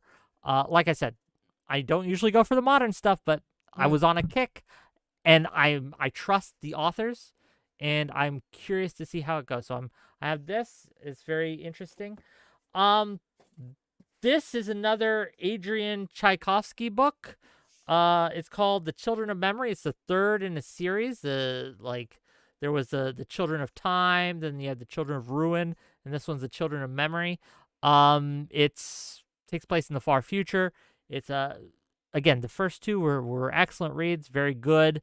Evolutionary science fiction is probably the best way to put it.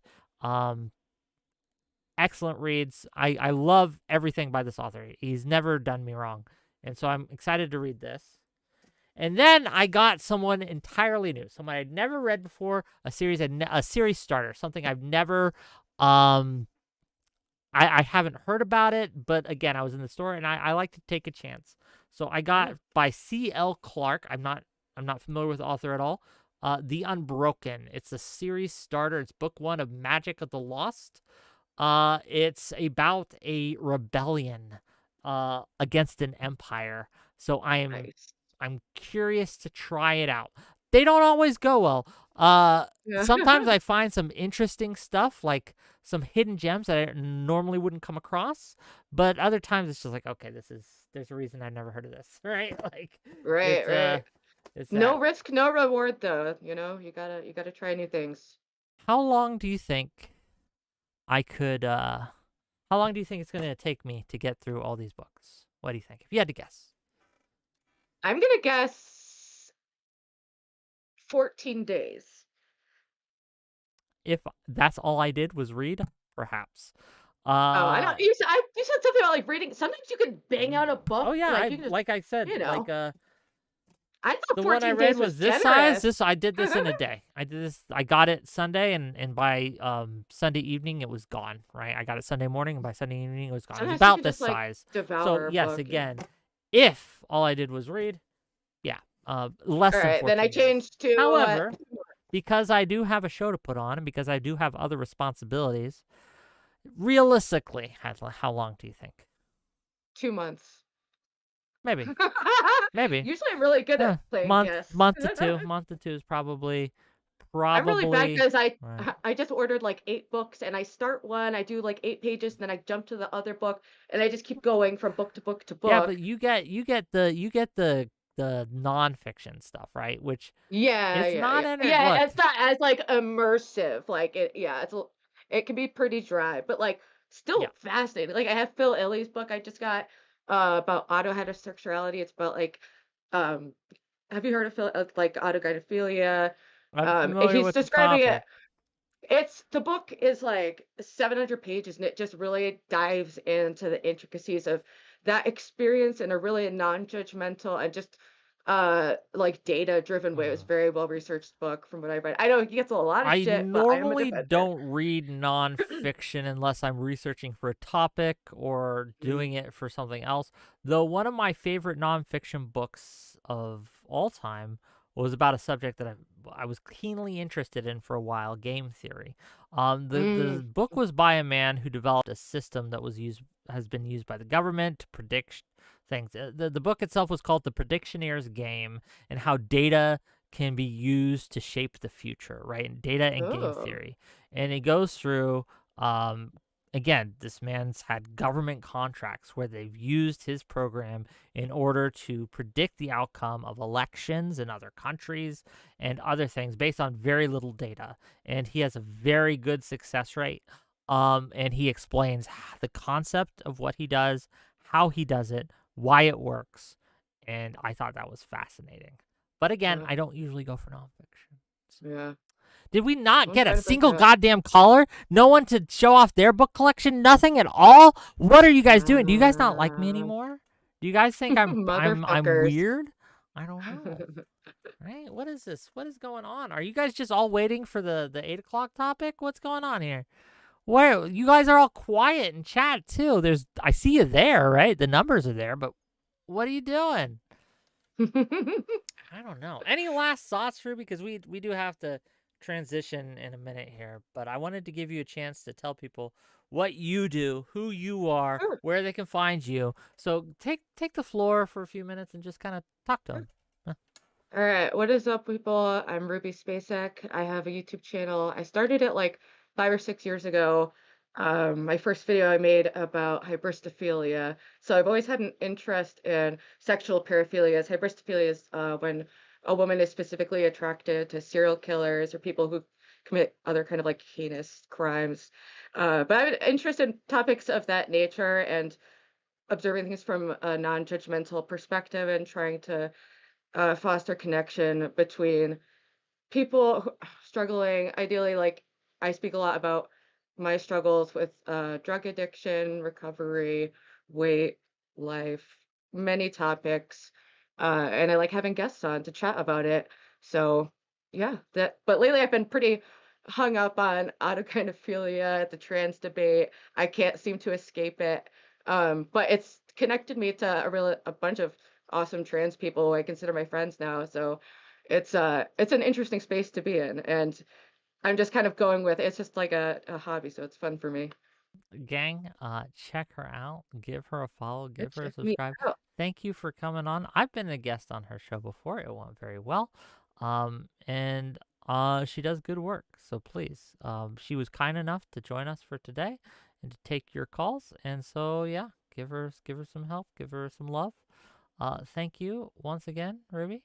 And with that, we are going to say So long. adieu. Yes, thanks for having me on. Of course. Well, wasn't that wonderful? Wasn't that a good show? But we're not done. No, no, no. That's not all we have for you today. That's simply the appetizer. The course to wet your whistle. Okay? This is to get the juices flowing, to get the discourse going, to get people talking, to get them relaxed, to get them loosened up. This was a warm-up game, okay? I'm wet. Yes, you are. Okay, this was the foreplay, okay? Before we stick it in, we got to lube you up a little bit, and that's what that was, okay? We've gotten you all nice and ready because in about 5 minutes here, we are going to have a slew of guests on. We're going to have Admiral Gibbs will be joining us. Non-Smoker will be here. We're going to be talking to Omar and Brianna Wu. And we're going to be talking about the recent strike that Iran performed against Israel. Was it justified? Should Israel strike back? Is this something that the U.S. should be involved in? And if so, how? Or should the U.S. just stay the fuck out of it? There's so many different thoughts, so many different places to go. I'm curious to see what everyone has to say. I'm just excited for the topic in general. I hope that you all will stay and enjoy watching the debate. I am very curious to see how it will go. And yeah, who's on the debate panel? Well, like I said, 𝕵𝖎𝖎, non-smoker, Admiral Gibbs, and Omar. Omar, for real? Yes, Omar, for real. He's under strict orders not to say anything toss-related. Let's see if he listens. It's always a toss-up. You never really know. But we will have to see. We will have to see. Give me a second.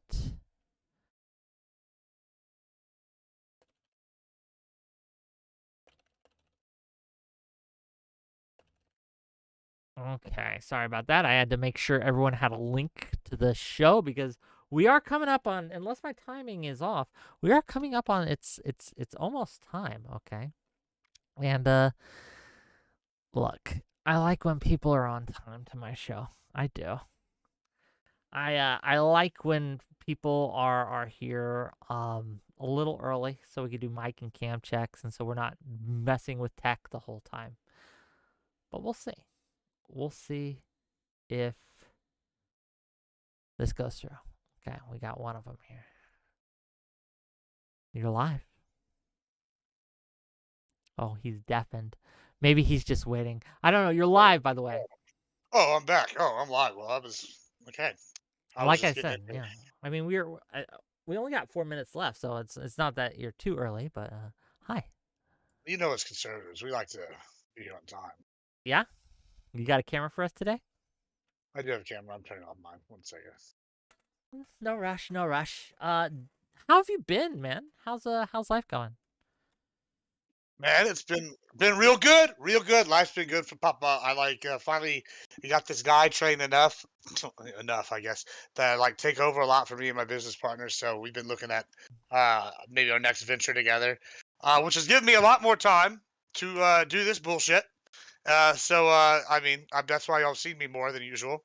So I've been doing this and researching and whatnot, and it's been good. It's been real good. How have you been, Papa? You been doing all right? So far, so good, but still plenty of time for things to go wrong. Omar, how are you today, sir? Hey, how you doing? What's going on? You can hear me? Yes, we can hear you. How are you? Are you keeping safe? No, I'm safe, but I got an anxiety attack before I started. An anxiety attack? Why? Yeah, I don't know. First time. I know I'm Yeah. scary. Are you I know I'm a okay? scary guy. No, I'm good, but I mean, I started sweating for no reason. My heartbeat went up to 120. People get excited when they come on show. That's all. They're just excited to be here. Because I don't have the hat. You guys didn't notice me today. Yeah, I was gonna say something, but there wasn't really a. Try to outdo you there, Gibbs. I want to be better looking than you know. That's true. It's hard to be as good looking as Papa. Yeah, I have to compete tonight. Non-smoker, how are you, sir? Yo, good. How's everybody? Doing good. You got a camera for us today? Uh-oh, you muted yourself. That's weird, right? Hey, what's up? You hear me? We can hear you. Beautiful. How's everybody? Can you put me on the top on the corner? I can't like you move can't? people around. Because I want to see like I'm looking at you guys. Well, it'll change once 𝕵𝖎𝖎 gets here and we okay, yeah. It doesn't matter where I'm at on the thing. I'm gonna be No, looking so at you. it looks like we're facing each other. You know what I'm saying? Sure. Yeah. I'm gonna be looking real intent. Yeah, I see. Okay, look, we are all on time. We're all here. We're all ready to go. 𝕵𝖎𝖎, how are you? I'm good. Okay. Let me turn on camera. Yeah, Hold on. give it a minute. We are live, by the way. I was just doing some call-ins before you guys graced me with your presence. So make sure that you don't say any slurs while we set up. Okay. Yes. Okay, non-smoker's just adjusting his light, it looks like. But other than that, we are ready to go. Welcome. Oh, first of all, 𝕵𝖎𝖎, you got a hot mic going on? I don't know what's going on, but we're hearing a lot of static. Hot mic? A hot mic is a lot No, of static. don't tell me that's happening again. God damn it. Yeah. Hold on, Wick. Okay. Give it a minute, Ken. Give it a minute. The hell? Yeah, if people were talking in the background, we can hear them. So Is this any better? no. If I turn the gain down, is that better and speak into it? Try a couple times. Testing 1, 2, 3. This morning I had much better. Okay, that's working. excellent. That's working. Okay, it was just the gain. Woo!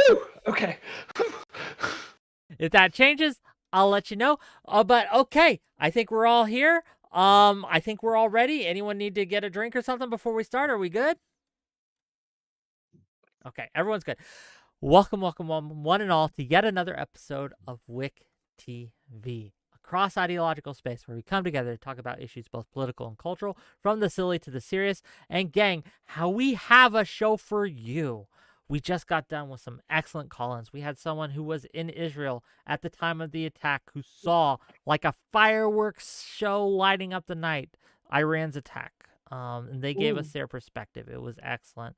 But today we're going to talk about the strike. Recently, as most of you know, Iran sent hundreds of drones and ballistic missiles to Israel. 99% of them were shot down. The damage was minimal. But questions remain. Was Iran justified in making this strike? Does Israel plan to respond? Should they respond? How should they respond? Would they be justified in doing so? And what, if any, should the U.S. do? Should the U.S. get involved? Should the U.S. have helped to shoot down some of these drones that were sent out? Because the U.S. and the U.K. did help shoot down some of these drones, right? Was that getting involved? Was that right to do? We're going to talk about it today. We got a great lineup for you, some great guests. We're going to go through it. I'm going to give each of them a brief introduction. They can tell you who they are, and also opening statements on the show or on the topic. And we're going to start with Admiral Gibbs. Admiral Gibbs, go ahead. You want both now? Yeah, give us your, who are you and what do you think?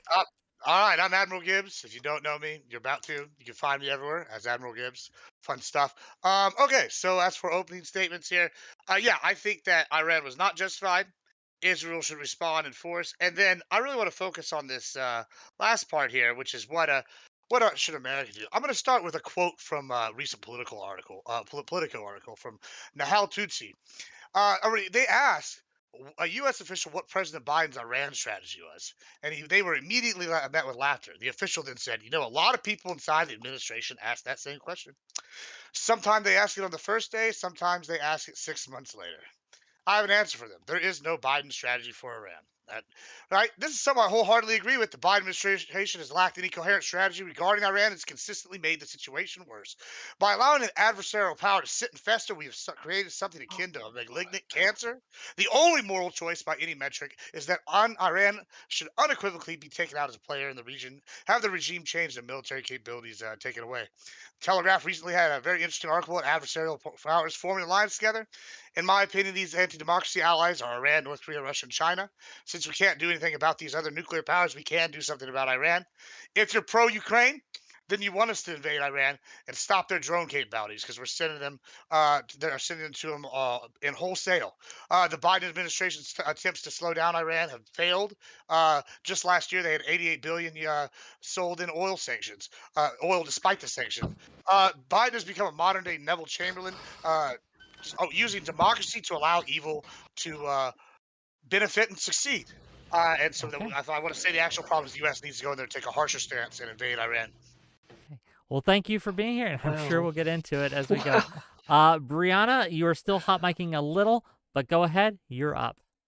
Wick, thank you for having me here today. I just want to say, Admiral Gibbs and I don't vote for the same party, but I think we would certainly agree that Iran is not the victim here. It's been extremely disturbing to me to see history having been rewritten by many people on the fringe left over the last few weeks who seem like they graduated from the Instagram School of Law and just discovered the Middle East yesterday. the truth is Iran has conducted a terror war across the entire Middle East, is destabilizing the Middle East. And just so people, if you're out there and you don't know, Iran usually does not directly attack targets. They've set up terrorist proxy groups, including Hamas, Hezbollah, the Houthis. They're not out there like doing humanitarian support. They are firing rockets into northern Israel. These are some bad dudes. So, when we're talking about assigning blame today, what I think you're going to see from some of my other panelists is a very dishonest sleight of hand where they're going to try to make America the bad guy. They're going to try to make Iran seem, or rather the Republic of Iran, make them seem like they are somehow victims of Western aggression. Don't fall for it. You've got a Republican here. You've got a Democrat here. We don't agree on a damn thing, but we know foreign policy enough to know who's to blame here, and Iran are the bad guys.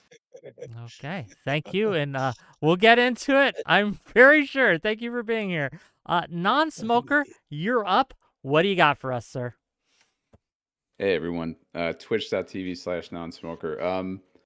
Yeah, so the bad guys, God, they're just everywhere, aren't they? All the time. We got to stop them, and yet they keep popping their heads up like fucking whack-a-mole. It never ends. Yeah, so in this latest clash, right, on the world stage, I mean, there's always this expectation of like, whose side do you choose? Listen, I mean, I happen to think it's like just common fucking sense of the most garden variety that Iran is responding to the attack that Israel carried out on the consulate in Damascus, which killed a bunch of Iranian military personnel. That's obviously why they responded. They pretty much said they were going to respond. They considered that a direct provocation. I'm not denying that they fund groups like the Houthis or Hezbollah, but I happen to think that it's simplifying things to a massive degree to say that those groups are just Iranian proxies. I think the reality of the Middle East right now is that there's a very firm dividing line, and Iran is on one side and Israel is on another. And there's a lot of regional powers at play, a lot of world powers at play here. This is becoming like an arena where we could potentially see the outbreak of like a greater conflict. Me being against that, I happen to think Israel should not respond to this. I think that the back and forth is done enough damage as it is, and I would like to see an end to hostilities. This is the one time I might say something nice about Joe Biden. I think it's good he told Netanyahu not to respond. We'll see where that goes, but it looks like Israel probably will. So I'm not as optimistic, maybe as some other people, but we'll see. Non-smoker, thank you for being here today, and we will, I'm sure, get into it as we go. Last but certainly not least, someone who it's been a while, but he's back. Omar, what do you have? Hello, everyone. This is Omar from the Third Rail. Thank you, Rick, for having me back. I'm going to be a good boy today. Well, you see, the idea is that the colonial mindset of the white supremacist mind that we get to decide who's a terrorist. We get to designate who we think are terrorists, because if we have economic leverage or security leverage over them, Iran historically has never attacked the United States any place in the world. Maybe you could say in 1982 when they bombed the Marine barrack inside Beirut.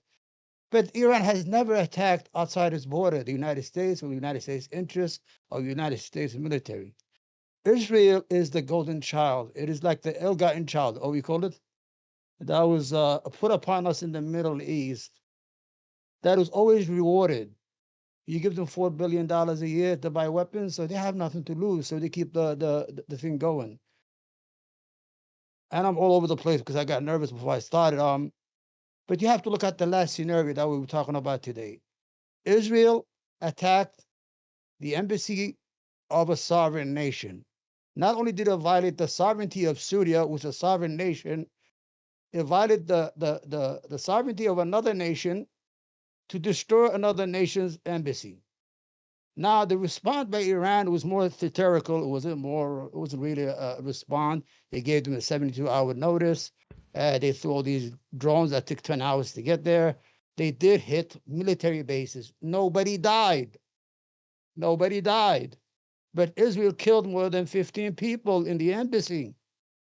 And we're going to get into later, even the proxies of Iran, they have a purpose. Hezbollah has never operated outside Lebanon. The Houthis have never operated outside Yemen. What? Yes. Well, let him finish. It's opening. It's opening. It's Hold on. opening. Go ahead. We Hold gotta on. let We gotta get to everyone's got to that. get their turn. I'm Omar, from go ahead. Yemen. I'm from Yemen. The Houthis before the Gaza genocide never operated outside Yemen. And if you look at the Houthis' stance on the Red Sea, what is their demand? They haven't killed anybody there. They're just saying, bring in food and medication to these people who are being killed and maimed every day, and we'll stop.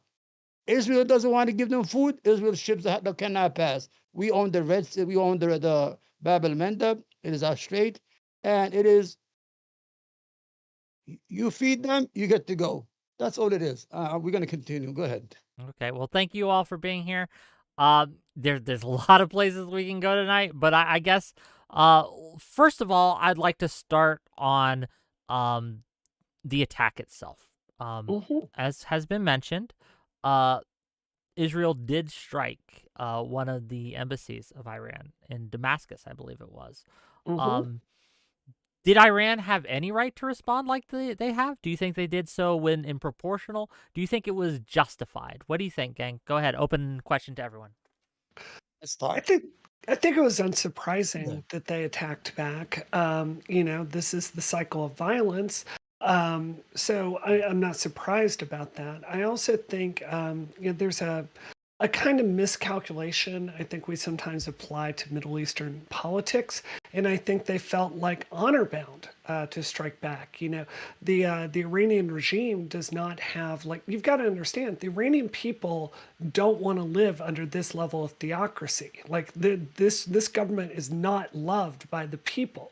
There's a reason they have to go, hang Iranian men that are out there protesting from cranes and kill them to strike fear into the heart of the population. So, this is a government that has to rule by fear. If they had not responded to that, it's going to make them look weak. That said, this is war. I think Israel was attacking an entirely legitimate military target.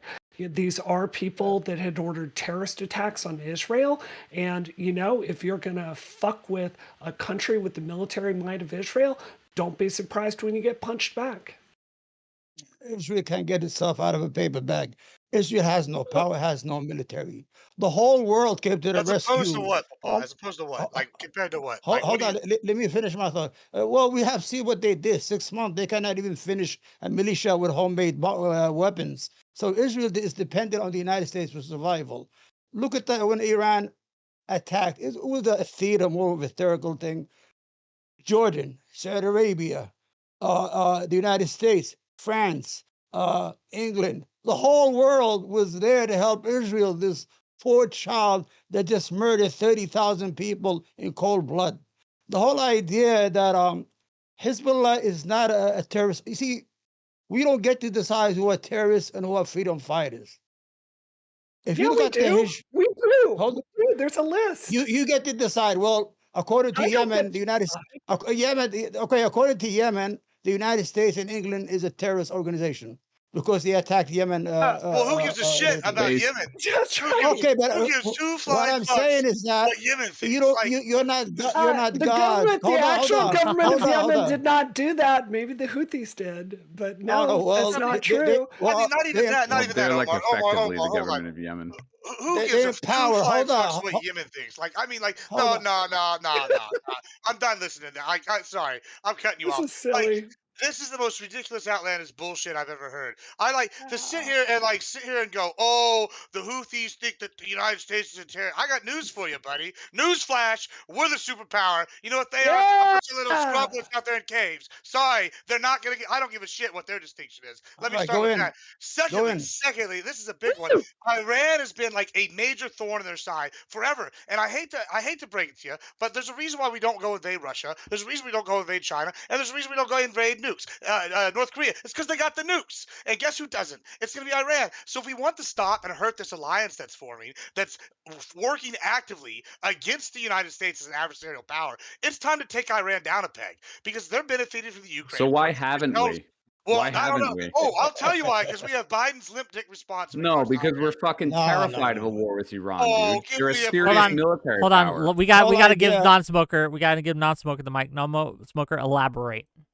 Yeah, let me answer Iran that is a smoker. serious military power. There's a reason Thank why, you. for like decades now, people within the federal government and the State Department have wanted regime change in Iran. They're practically frothing at the fucking mouth, and yet there hasn't been any military action taken. Why is that? The precedent has been set by the United States for the entirety of the Cold War. If we want regime change, we go in and we fucking change the regime by force. We haven't done that in Iran for a specific reason. Iran has the military capability to wipe out every fucking U.S. base in the Middle East. They could do a lot of fucking damage. We do not want an all-out war with Iran. That's why Biden is telling Netanyahu to chill the fuck out, right? And you know what my fellow panelist over here, Empowered Man, I think, said is very true. Israel is a paper tiger. Can you point to a conflict Israel has been in? They're a very casualty-averse military. One conflict they've been involved in where they've gone over like 2,000 killed in action, you probably can't, right? They're a very casualty-averse military. The whole notion that they could just steamroll through everyone is a total fucking myth, and they're not going to steamroll through Iran. So I don't know. And this whole notion of like, we're a superpower, so we're allowed to just do whatever the fuck we want is ridiculous. We're a country just like any other country. We should play by the rules-based international order that you people supposedly care about. And to act like we have some different standard because we're stronger is fucking ridiculous. Okay, you have to understand that Iran is a traumatized nation. Since it was occupied by Britain, the first time they found oil was in 1908. They were only getting 16% of the profit. It's all about money with Iran. That's why they hate Iran. In 1954, they overthrew the Shah and they nationalized the oil companies. And they said, Iran, oil is for Iran. What we did, the CIA under Operation 𝕍𝖎, whatever you want to call it. I don't know how the United States got involved. We paid people going to the street. They overthrew the new freely elected democratic government of Iran under, I think, Mohammed something. Sadr, I don't have his name here. And then what we did is, then they got the deal back, 50-50 on oil. That oil contract was going to expire in 1979. Keep focused. What happened in 1979? The Shah said he's not going to renew the contract of splitting 50-50, that Britain, PB, has to leave Iran, and the Iranian oil is for Iran. What did they do? They made a deal with other factions inside Iran. They overthrew the Shah. Thinking they could make a deal with Khomeini, who was in France. And a matter of fact, a French agent took him over to Iran. Hold on, I got to give you hatred. Okay, I just want you to connect that to the current conflict. That's all. I'm gonna the hatred with the what I'm saying is that we are the ones who are victimizing Iran. Iran is not victimizing us. We told Saddam Hussein, hold on. We told Saddam Hussein to attack them, and he did. We gave him weapon. An 8-year war that we enforced on Iran on purpose. Iran is a victim. And then what we did, we sold weapons to Iran, and we sold weapons to Iraq. Iran has never operated outside its borders. It has never attacked. Hold on. It has never attacked any American interest or American people. Has never killed. They captured 2 boats in 2016. It's not that.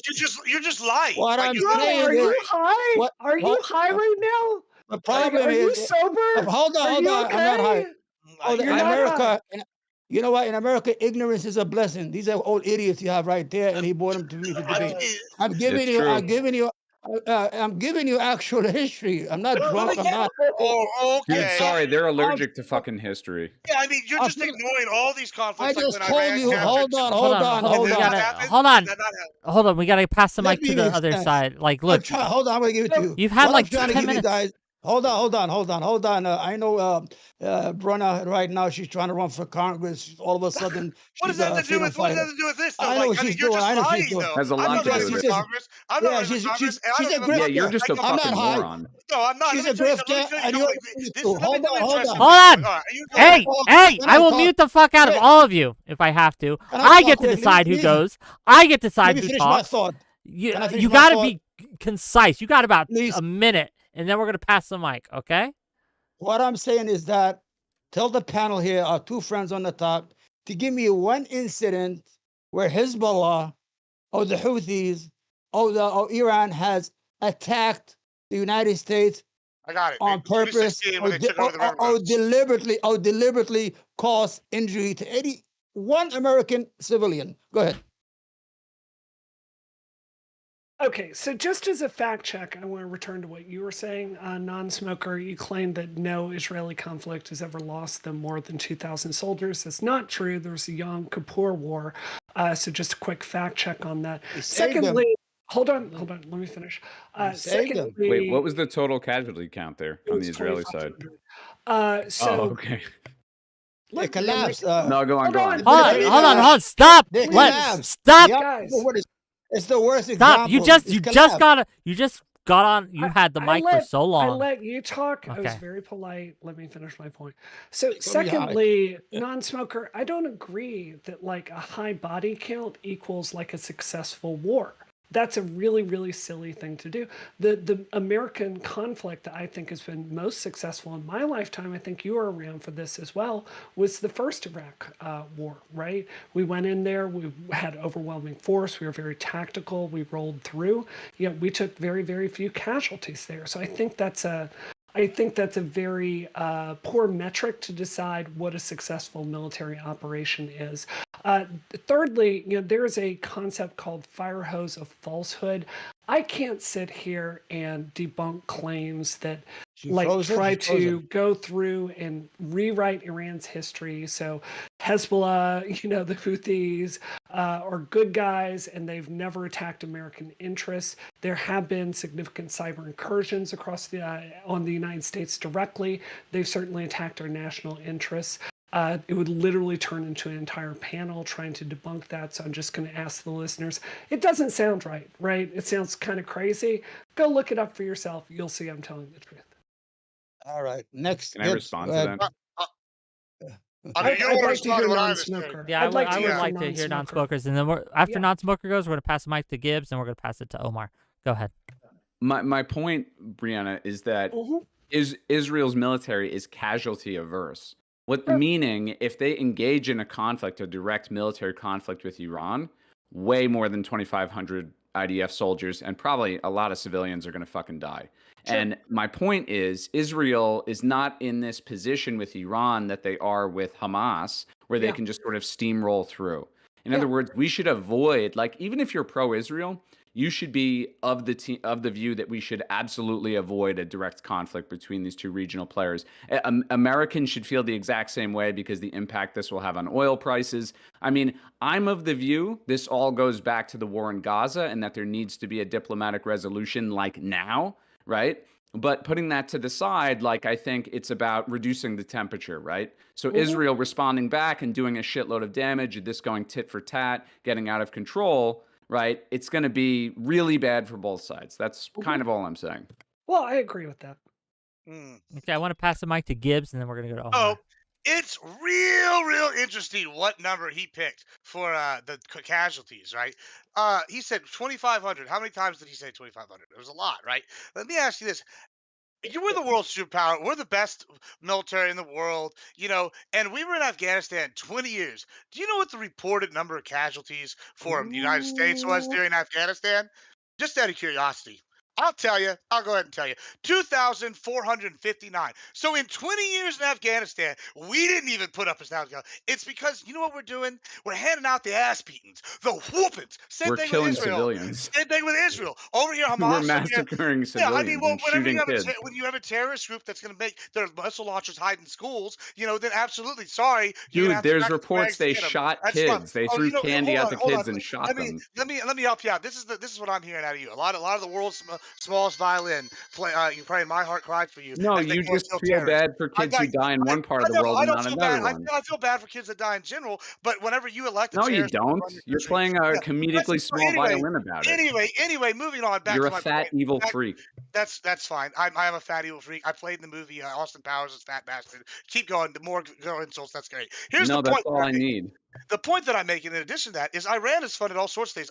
We could look at the Jordan attack, where they just drone struck us and killed 2 Americans. How about the 2016 incident where they captured riverboats of ours? I mean, there's lots of. So everything you're unequivocally saying is just unequivocally not true. Like it's bullshit. It's bullshit and lies. And so we're sitting here going, oh yeah, when I say we need to go take out Iran because they're evil, and you're gonna sit here and say, oh, Israel's so evil for defending themselves against these people. Oh, they're a paper tiger because they don't have people dying. No, they're not a paper tiger for the exact fact you mentioned. They Did don't we have take people out the die when Taliban? they take out the bad guys. Yeah, Did we take out the Taliban? We while we were did? there, the Well, Taliban who's didn't in do charge shit. of Afghanistan? I mean, we left, and then the Afghan After government lost. 20 fucking years and trillions Listen, of I dollars. can't help that the Afghan military laid down like a whore on nickel night, but I'm saying that we went in there and whooped ass while we were there. I mean, Yeah, and then we left, and the we didn't even Taliban have to, immediately took the country listen, your back whole in 2 point was weeks. 2,500. In 20 years, we didn't have 2,500. So that's a terrible argument. You failed, Papa. Try again. All right. Okay, Omar, listen, go ahead. Yeah, I'm gonna do it slow because I have to respond. First of all, the United States, I'm American. We haven't won a real war since World War II. We broke even in Korea. The rest, we took a beating on every place we went. Hold on, let me finish. We were defeated handedly in Afghanistan, 20-year war with NATO and everyone. We couldn't defeat people in sandals. And then we handed the country to the people we were trying to get rid of, and we gave them money, treasure, and weapons when we left. We were defeated in Iraq. This is the second thing. To respond to Brianna, the 1973 war, Yom Kippur, the Israeli military collapsed, and Israel was about to be defeated. The United States, Nixon, and that guy Kissinger, whatever his name was, they built a bridge of weapons like they're doing right now. It was a bridge from the United States, from Germany, all the way to the battlefield with tanks ready, and they propped up the Israeli army. Then they got themselves together. The Israeli army in 2005 refused to fight the Hezbollah face to face and had to arrest its soldiers because they don't want to go in as infantry and fight face to face with Hezbollah. The Israeli army has toys. They have F-15, they have F-16, but they are cowards when it comes to fighting their children in war. On October 7, Hamas took over 22 towns and 11 military compounds. They took almost 22% of Israel with excuse my language, with AK-47 and homemade RPG. You got to understand that there's a difference. Now, we always say, oh, our interests go. But these countries have interests too. They have economic interests, they have political interests, and they do want to exercise those interests. But we cannot just enforce as if we are the people who are right all the time. The reason Iran is under embargo is because of the oil. The reason Venezuela is under sanctions is because of oil. Whenever you see a country, whenever you see a country that has a lot of resources and has sanction and embargo, and we're trying to give them democracy, they have some natural resources that we want. Because we don't give democracy to everybody. The whole Arab Spring defeated all the dictators only to get free election and get the dictators back. We never helped anybody. At the end of the day, we are shocked at missiles that went to Israel that killed nobody, but we're not shocked that 14,000 children have been killed in 5 months and more than 12,000 women and more than 10,000 civilians. This is the real crime. That's the real Holocaust. That's where we should pay attention. That's where we should have empathy as human beings, as Christians, as Jews, as Muslims, whatever, or people as atheists. We should not let what's going on in Gaza continue to use food as a weapon, to use water as a weapon, to use electricity as a weapon, to use everything as a weapon. Israel is a war crime country. It doesn't belong in the Middle East. Hold on, and I'm going to tell you. Okay, you gotta. Okay. Yeah, you're just rambling. Hold You're on. just rambling. No, I'm not rambling because you're an idiot. You don't know anything. You look like you're a fish. You look like a fish. The whole idea is that Israel, the Zionist project has failed. 75 years, they failed to have a majority inside Israel. The population is 7.3 million, 7.3 million. They have failed to provide a safe state for the Jews. Israel is not safe after 75 years. That's why you see the cruelty and the viciousness in Gaza, because Zionism is breathing its last breath, and it will be defeated, and Israel will be gone, and there will be a state called Palestine with Jews and Christian and Muslim living under one rule with equal rights. So, Wick, I was invoked there. If I could respond to that. First off, this claim that the United States has not won a war since World War II is just a lie. I don't like. Obviously, there's desert. Grenada. Hold on, dude. Grenada in Panama, Obviously, Wick, can you help me out here, buddy? There's obviously Desert Storm in 1991. Everyone agrees it was an overwhelming military victory. Yeah, maybe you weren't paying attention to Neptune's Spear. I understand that's a little bit more obscure.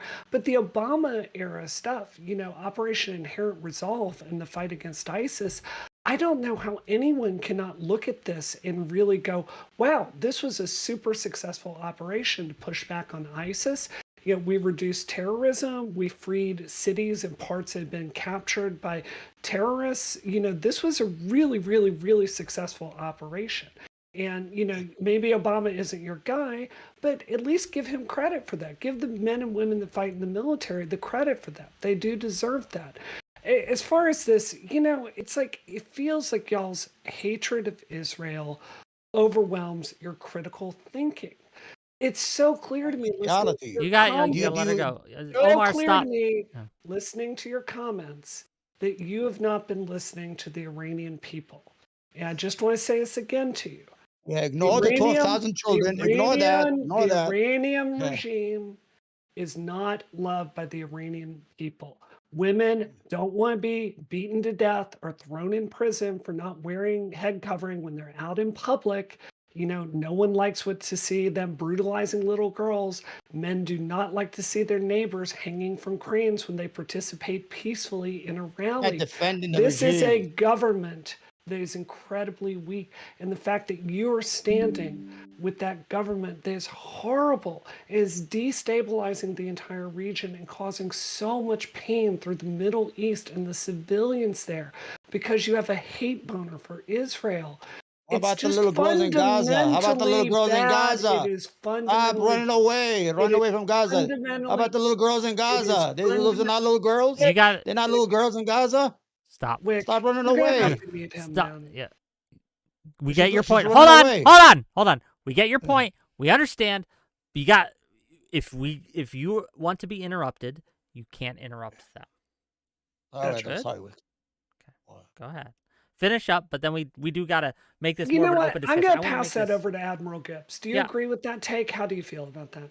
I agree with almost everything. What's really telling is crazy is that I think you mentioned this in the start. Is I don't think we agree on 90% of policy, and we both agree on this because it's just blatantly obvious. And whenever we do things like what Omar is trying to do, which is like revisionist history of just the most highest magnitude, that's very scary. Like, I mean, Iran is just like an evil empire kind of building thing anyway. Like, I don't know by any metric, they stone people to death. If you're LGBTQ, they come after you. Like, it's a known thing. There's been people that have killed, like famous people killed for that in Iran. And like, not just defending in the general, regime. We're not defending I it. mean, it sounds like you are, because you're sitting here because you hate Israel so much and for defending themselves mainly and just wanting the right to exist. Then they're going to sit here and defend themselves, and then you're going to hate them that much that you're willing to throw your lot in with basically theocratic zealots. They're like, and say, oh well, they're not as bad as Israel.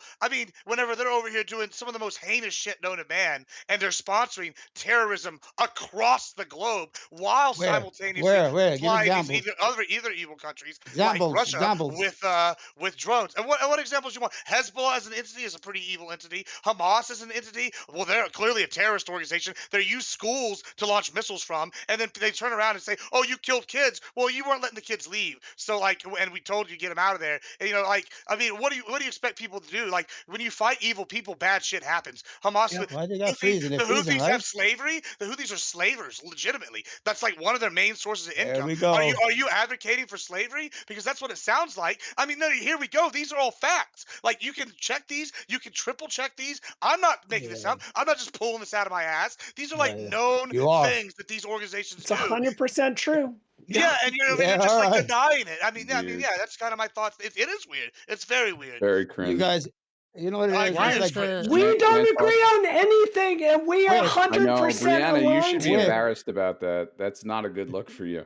It's Oh, facts. It's This reality. is like a demon that crawled out of the sewer that you're aligning yourself with. No, he Hold on. is correct on this. I want you to Can I elaborate go? on that non-smoker real quick. And you say he's a demon. So far, what Admiral Gibbs I have heard, and you can correct me if I'm wrong, is that he thinks that Iran is an evil empire. I think was his words that he used, and that we need to go and disarm them and take care of them.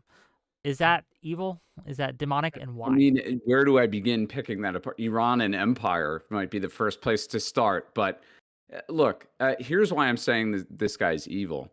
This guy's, and let me clarify something. I actually don't hate Israel like the Israeli people.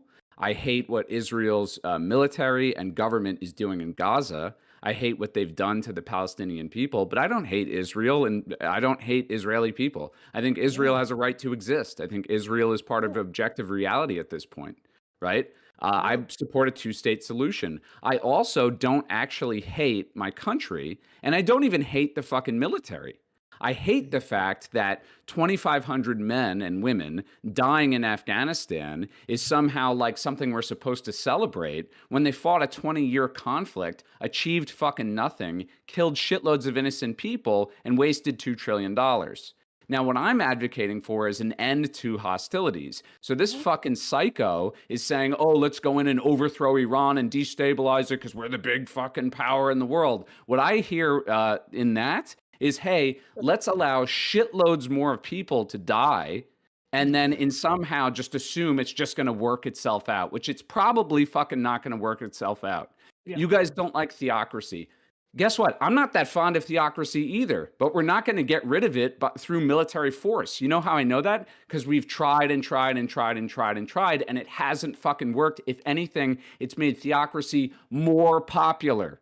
Okay? If you care about Israel, you shouldn't support horrible things happening in the Middle East, which will only proliferate terrorism, proliferate theocracy, and proliferate hatred for the West. So So can I I, agree. Can I just hold super on, hold quick on. before I get Yeah. klimped? I only need 1 second here, just to be perfectly clear here. I do not agree with Admiral Gibbs that we need to invade Iran. I think there are softer ways to enact the regime change and support the Iranian people. So Why? Why would you continue. shoot I just anybody? wanted to say sure. that. Yeah, sure. I mean, Okay, hold on. It's my that's a turn. harsh response. Oh, okay. Is it just? It's, I feel like Okay, yeah. Hold well, on, hold it's on. a back and forth. We're not exactly taking turns. No, non-smoker. We did not only lose 2,500. You know, in the United States, 6,000 veterans commit suicide every year since 2001. That's 120,000 veterans that have killed themselves in 20 years. That's more than Vietnam, Korea, and everywhere you want to go. We suffer a lot. First of all, it's not our business to change anybody's regime. Let them change themselves. Our business is to keep our citizens safe, to deal in commerce. If not, that's it. We're not in the business of changing regime. We did that, it didn't work. We broke Iraq. Now, let me get to the militias, how they came to be. For every We don't need action, a there's history reaction. lesson. Just no. No, but you need to know how concise. Hezbollah came to be. Hezbollah is the product of Israel's invasion in 1982. They invaded south of Lebanon. They were fighting with this ragtag group. They were not even called Hezbollah yet. Then they organized in 1985. They came by Hezbollah, and Iran started supporting them. These reactionary groups don't come out of thin air. Hamas is the product of the right. occupation. You are absolutely correct. They don't come out of thin air. Iran picks a group and funds them, and then they become powerful. I'm glad you said that. You are absolutely Well, correct. Iran is the largest sponsor of state terrorism since North Korea. I mean, these are two of the biggest sponsors of state terrorism in where's the history. terrorism? Where? They go. Well, I mean, where's the terrorism? How about Yeah, like let's there go isn't like any. There isn't Hezbollah. any. Hezbollah commits terror acts all over the world all the time. It's not. Yeah, Hezbollah's like fighting with Hezbollah's fighting with Israel because Israel is occupying territory of Lebanon called the Sheba Farms. You got to understand the politics of the region. I They're understand not the fighting politics out of in thin air. Iran. I know they're not. They're definitely not. Israel is They're like an occupying Lebanese. Western. Israel is occupying Lebanese territory. It's called the Sheba Farm. Go ahead, Google it up. Yeah, I'm That's aware. why they're fighting Israel. They're trying to get him out of that region. You got to Yeah, because they understand. lost that region to Israel. I mean, Hamas, you talk about how they're big Hamas and is bad, not. and then You they could keep call losing Hamas. land, huh? You know what? Strange how that works out. Hamas is the product of an occupation. If you end the occupation and you get the two-state solution, there's no need for Hamas. We're all going to get rid of Hamas. I'll gang up with you and get rid of any of these crazy groups. Back to Iran, though. You cannot. Iran is funding all these The whole people, right? idea is I'm debating you guys. You're talking about little girls in Tehran, but you're not talking about the little girls in Gaza. They said they had an AI called 𝕾𝖎. Imagine how cool this shit is. They waited for Hamas fighters or who to get home. As soon as they're with their family, they blew up their home with their wives and kids. How fucking vicious can you be? How do you defend that? How do you defend that and have a conscience? How do you defend the murder of women and children? They're killing them because they heard male voices. Go read what's going on. Israel is a criminal entity. What the Jews learned in Europe, they are practicing it on the Palestinian in Israel. Whatever was done to them in the ghettos of Poland, they are turning ghettos, Palestinian territories into ghettos. Everything that was done to them, they are doing to others. It's amazing such a people who suffered such pain and such murder and mayhem are doing it to another people. There's another way. That other way is give these people their freedom. That's the only way you're going to secure your safety and your freedom, when you secure other people's freedom. Thank you. I just want to fact check very quickly, and I'll let someone else go. You don't know anything. Laughably inaccurate to say Hezbollah has only attacked Israel. Yeah, I think you should. You should look up their role in just the Syrian civil war to start. Just start there, man. You can go back to 1983 and read about other stuff, but it's just laughably wrong. Wick, then I just said that. Wick, then I just told you that 1982. That was the last time. No, but we're talking about the Syrian civil war, which is You know what we did? Listen, you know what we did? Wick, you know what we did?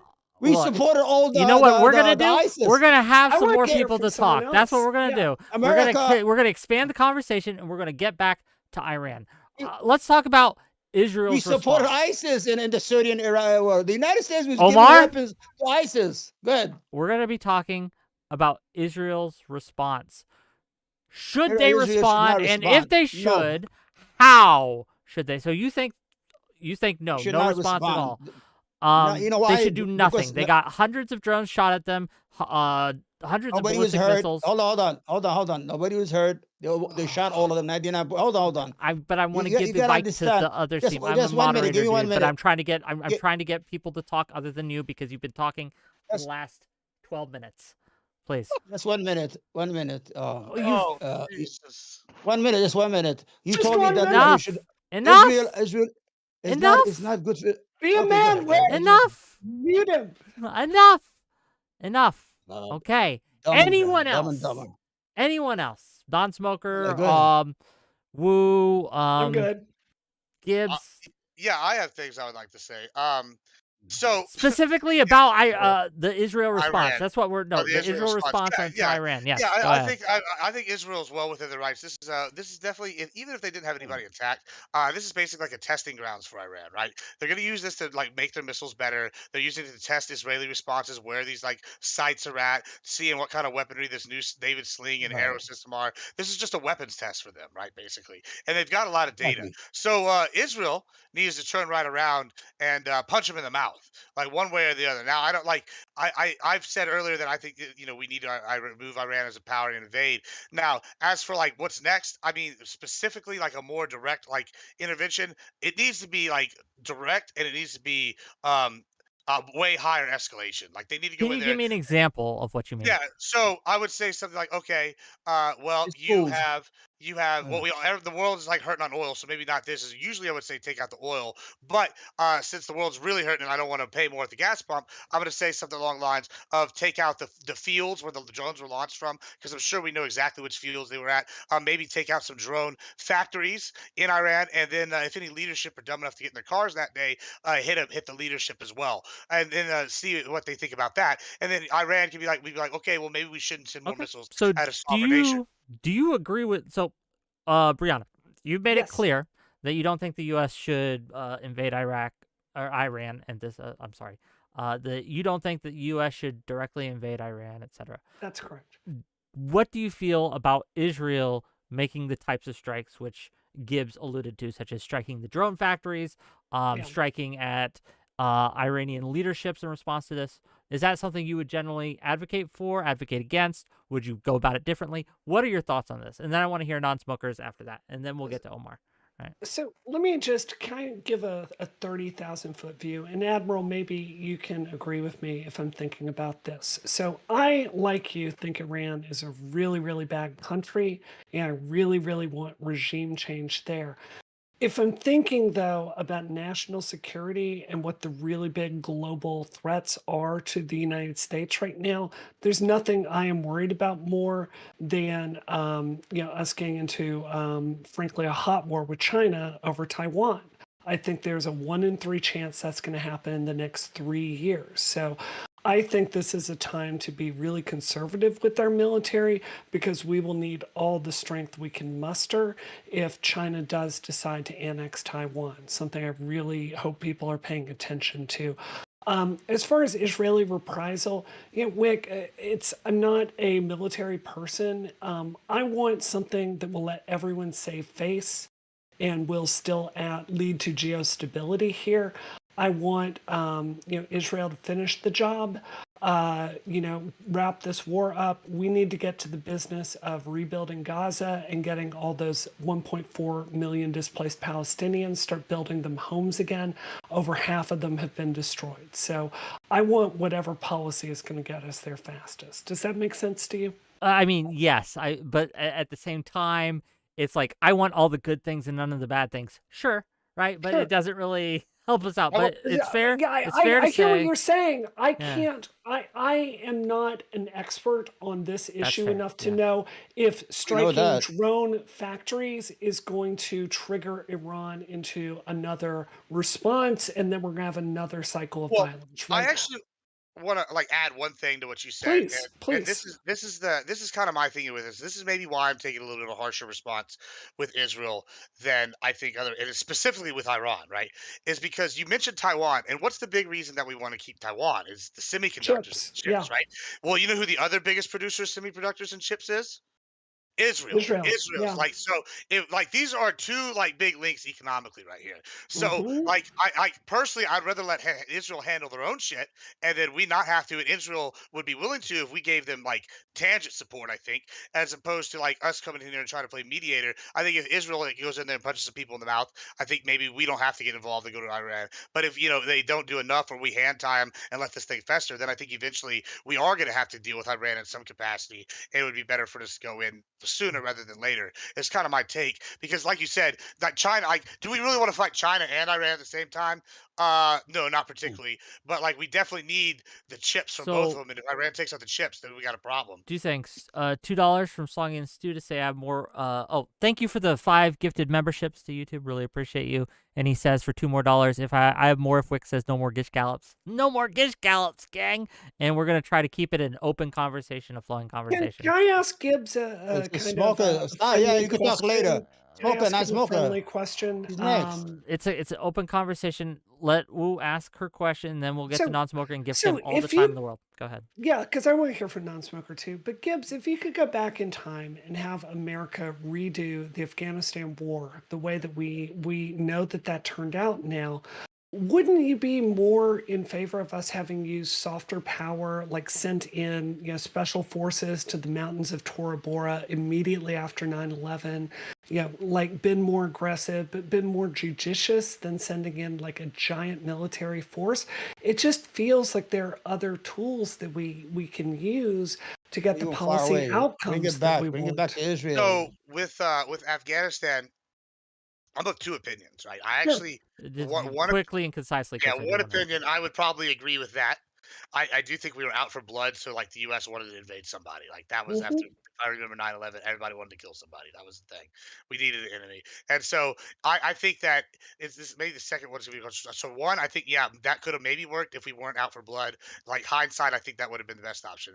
My number Right. two best option would be not to do what we did, which was like half-assed it. I think if we had like I know it's gonna sound weird when we invested 2 trillion into it, but I think we should like we never really it never really felt like we fully committed to spending the amount of money and like doing this the right way. It always felt like lip service to Talking me. about $6 The trillion. amount we $6 trillion. We sold it. I do want to. I It's do want to just, get back to the topic at hand, though, if I let may. non-smoker. He hasn't spoken I yet. I, I'll I, speak I after. promise you, I'm giving it to non-smoker right now. You don't have to tell me how to do my job. Really, honestly, come on, gang. Let me just moderate the conversation. I want it to be free-flowing. I want it to be something where we could talk to each other and have an honest and open discussion about this. I have a question for non-smokers specifically, but I want to hear what he has to say first. So give your thoughts unprompted, and then I do have a question directly for you. Go ahead. Yeah. I mean, like, okay. The idea that okay, we could carry out, or Israel could carry out, like surgically precise strikes that totally destabilize Iran's military and undermines their leadership. I mean, dude, you're talking like something that, if that was even possible, Israel would have carried it out already. Like it's not. And I'm not a military expert, but it just stands to reason, right? Like it's a much more complicated thing than that. Like to totally, I guess, undermine an entire military powers, military capability such that they cannot respond. I think it's a little ludicrous. Like in reality, what's going to happen is Israel will respond. They'll carry out attacks on mostly military installations, and then Iran will respond. And this will be a tit for tat. And I think that that's objectively what's going to happen. What I would like to happen is a cooler heads prevail scenario where Israel actually doesn't respond and that there can be some sort of resolution here. The reality of this whole thing with, okay, I did want to say this too, maybe, and then Wick, you can ask me your question, but you guys get me on like, and it's not just me, but whatever. I frequently am like accused of America bad kind of rhetoric and all that stuff. All I'm hearing is Iran bad. This notion that Iran is the cause of all conflicts in the Middle East is ridiculous. Yemen, look at the history of Yemen in the last 50 years. I'm not going to give you a history lesson. Go on Wikipedia and just look it up. It's one of the most unstable places in the world. Constant, regime change, coups, civil wars. It basically was one of the many sites of a proxy conflict between the Soviet Union and the United States for decades, right? And it became what it is now, right? This place which is essentially contested, right? With the Houthis being one group controlling a large portion of the country, and then the former government in exile, and blah, blah, blah, blah, blah. The Houthis are independent actors. Hezbollah is an independent actor. Hamas is an independent actor. They're linked to Iran, yes. Iran might fund them. Iran might train them. Iran might send them weapons. But that's like saying Israel is not an independent actor either because the U.S. provides them with support, which isn't true. However, I would say the U.S. has a considerable amount of influence over Israel. Just look at what Biden managed to do, telling Netanyahu not to respond right away. And what that means to me is there's an opportunity for a resolution if the U.S. steps in and acts like the big brother here, or the parent in the room, right? For once. So, yeah, Wick, what was your question? Sure. Well, it's along those lines, right? So, let's go with what you're saying, right? That America has influence over Israel. They exercise that influence over Israel, as you have wisely pointed out. Iran, right, has influence, you would agree, over these groups, over Hezbollah, over Houthis, over Hamas, over other players in the region. There's a lot more that they have their fingers in a lot of pies, let's say. Given the fact that Iran consistently does not call for caution. And in fact, allegedly, at least this is what Israel military alleges, that they egg on conflict from Israel. Do we not think that it is inevitable that Israel is going to respond? They keep being poked over and over and over again. So if Israel shouldn't respond militarily, Spoken who? what should? Well, let me ask Nonsmoker, and you can answer as well if you'd like, Omar. But Yeah, I'll answer if it. not a military response to this, what should Israel do? Nothing? No, well, in this one instance, because I can't give you like an answer of like this is how Israel should act in every scenario where it might be provoked by Iran. In this instance, I don't think they should respond. I think it's wiser not to respond.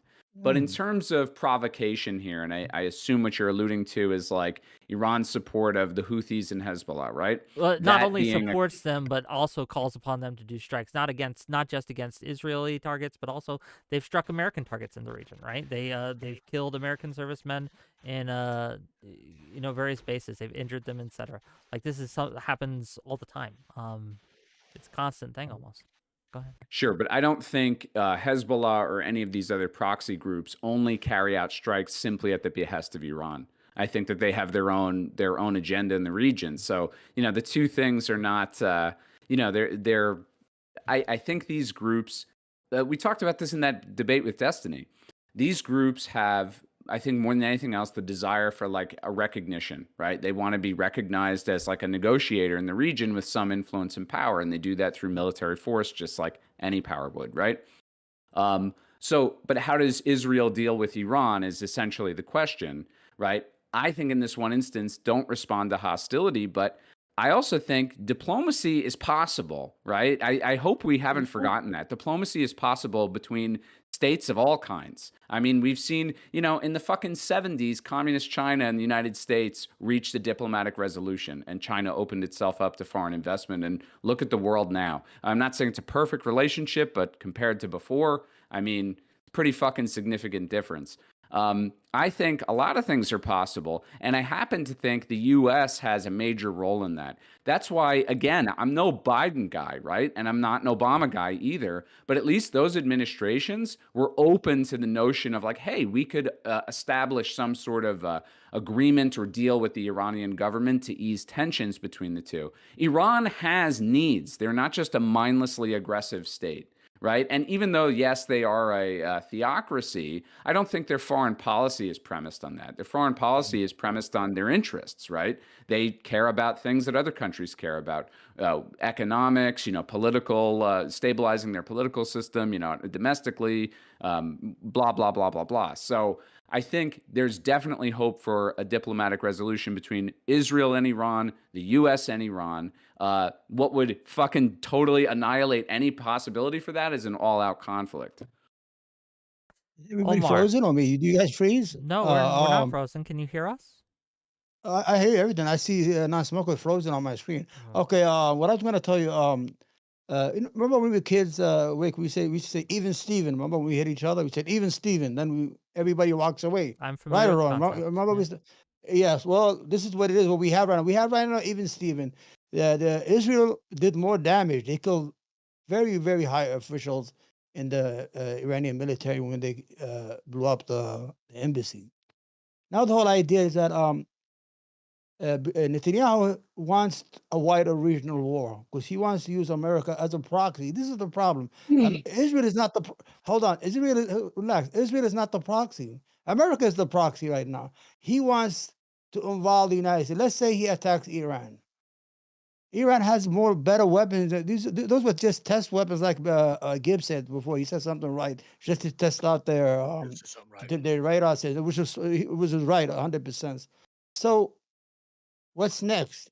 They're going to hit Tehran, and they're going to hit Tel Aviv and destroy the city blocks. Now, Iran is the size of Western Europe. It's not a small country.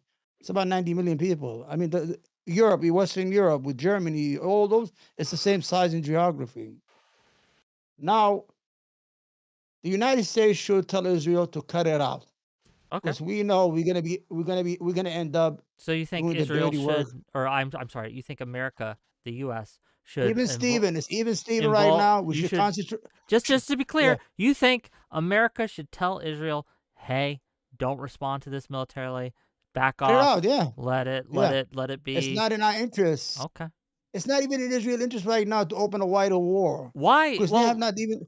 yeah, They can finish the militia that inside is Gaza. that is a You question. understand what's going on over there? That is a question I will have for Gibbs. Right? Right. Given the fact that there is such a risk for escalation of conflict if Israel does respond militarily, if Israel does keep punching them in the nose, why would you not advise caution, or advise not just caution, but advise simply Israel to say, you know what? They struck at you. You survived. No one was hurt. Let it be the end. Why would that be a bad thing to do? Why are you so gung-ho about going into Iran? Yeah, so we talk a lot. You We've can't talked a go lot there. about history on this debate so far. I'm going to bring up a person from history, and there's somebody that most people look upon very poorly, and that's Neville Chamberlain. Right? Neville Chamberlain appeased Hitler and thought through diplomacy we could appease an Oh my evil gosh. dictator, an evil leader. We thought through diplomacy we could get peace, and peace always justifies the means. And what happened was instead he enabled them to get stronger and stronger, and then unleash one of the biggest horrors ever seen upon the world in the idea of World War II and the Holocaust, all that good shit. Real fun stuff. Real fun stuff. And so what we've had right now, we've had on this panel, is a lot of that Neville Chamberlain talk. We're like, oh, it's so scary. Well, Iran is a very bad country, and they're only getting stronger. They're getting more tech advancements. They, like I said, Yep. they're getting they're getting a larger oil market share. They're getting better relations with the other four countries that don't like us, which are BRICS or whatever, or but mainly Russia, China, and North Korea, which I guess is three. But either way, they're getting tied in here, and then forming this little anti-America thing. So as for Israel, America. imagine just for a moment that, say, I don't know, Mexico or We love America. the cartels decided tomorrow they were going to launch missile attacks all over, I don't know, Texas. What do you think the Ooh, U.S. response would be? Do you think it would be, hey, we're going to just let that slide? Or do you think they're going to go in there and hand out the most ever living, hell raising, ass beaten time of the cartel's lives? And it's going to be the second one. So I think Israel's well within the rights to go in there and hand out the whoopings. You know what I'm saying? Iran needs them, and I I want to think ask. yeah, it's going to escalate. Well, it's only going to get worse. So we might as well Yeah. dig out the cancer now. It's like skin cancer. You I want let to it ask you a fester, question, Gib. and then it becomes more deadly. I want to ask you a question, Gib. Let's say the United States Embassy in Turkey, the Secretary of State was there, high officials, about 15 American high officials, I mean, the most important. And then Iran blows up that embassy and kill all those Americans. What should America do? Well, first of all, this is the misnomer about the point you're making. Israel and Syria are still at war. No, no, no, no, no. And Answer my no, no, question.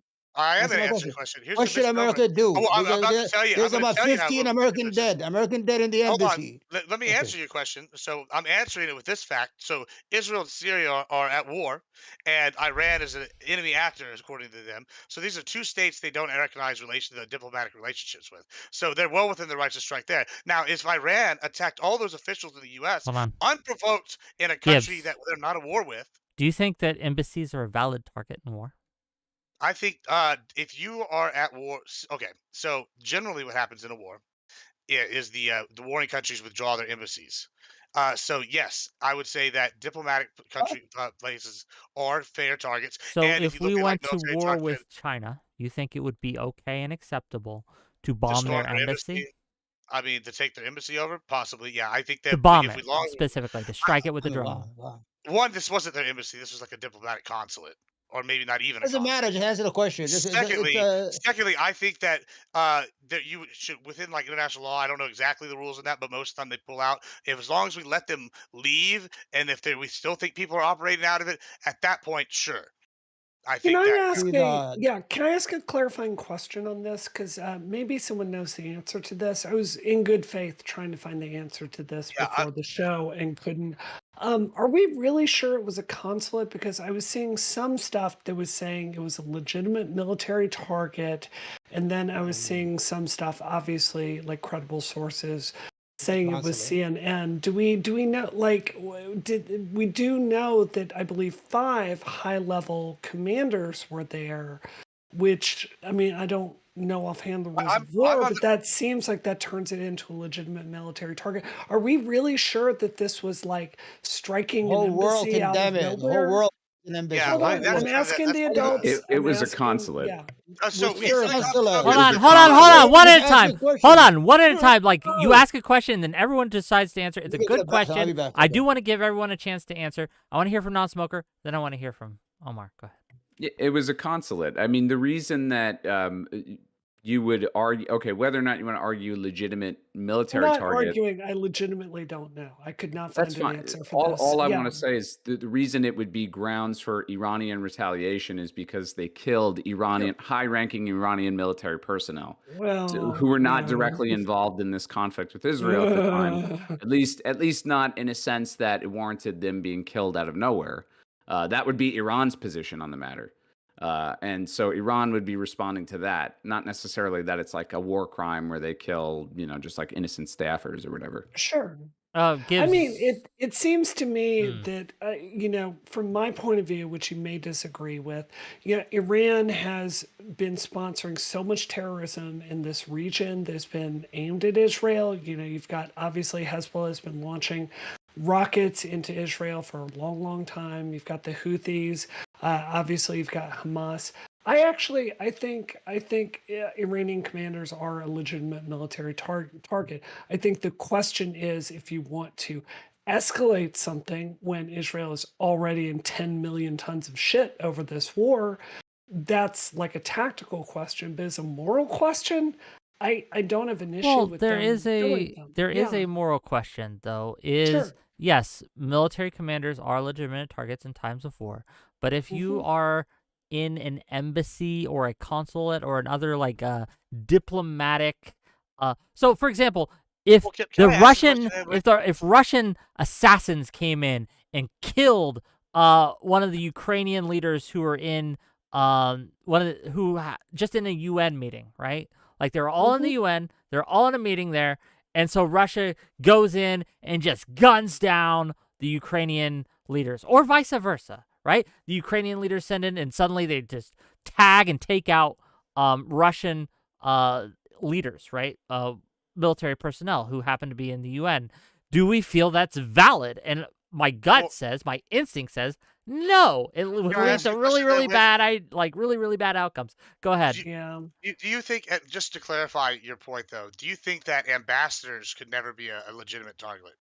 Ambassadors? I don't think an ambassador. Why would they be? Just out of curiosity. I know, but I know like the now why if the would ambassador is involved in if they become a military combatant, not just a military decision, but like if they are actively aiding and abetting a military strike, that's different. But that's not what an ambassador usually does. Well, is it though? So they're the proxies for the government, right? So if I'm an Iranian ambassador, right, and I am working in, I don't know, I'm just gonna make something up, South Africa, and I'm in South Africa and I'm procuring, I don't know, diamonds for a money laundering scheme I don't know, and it's sanctioned by the government.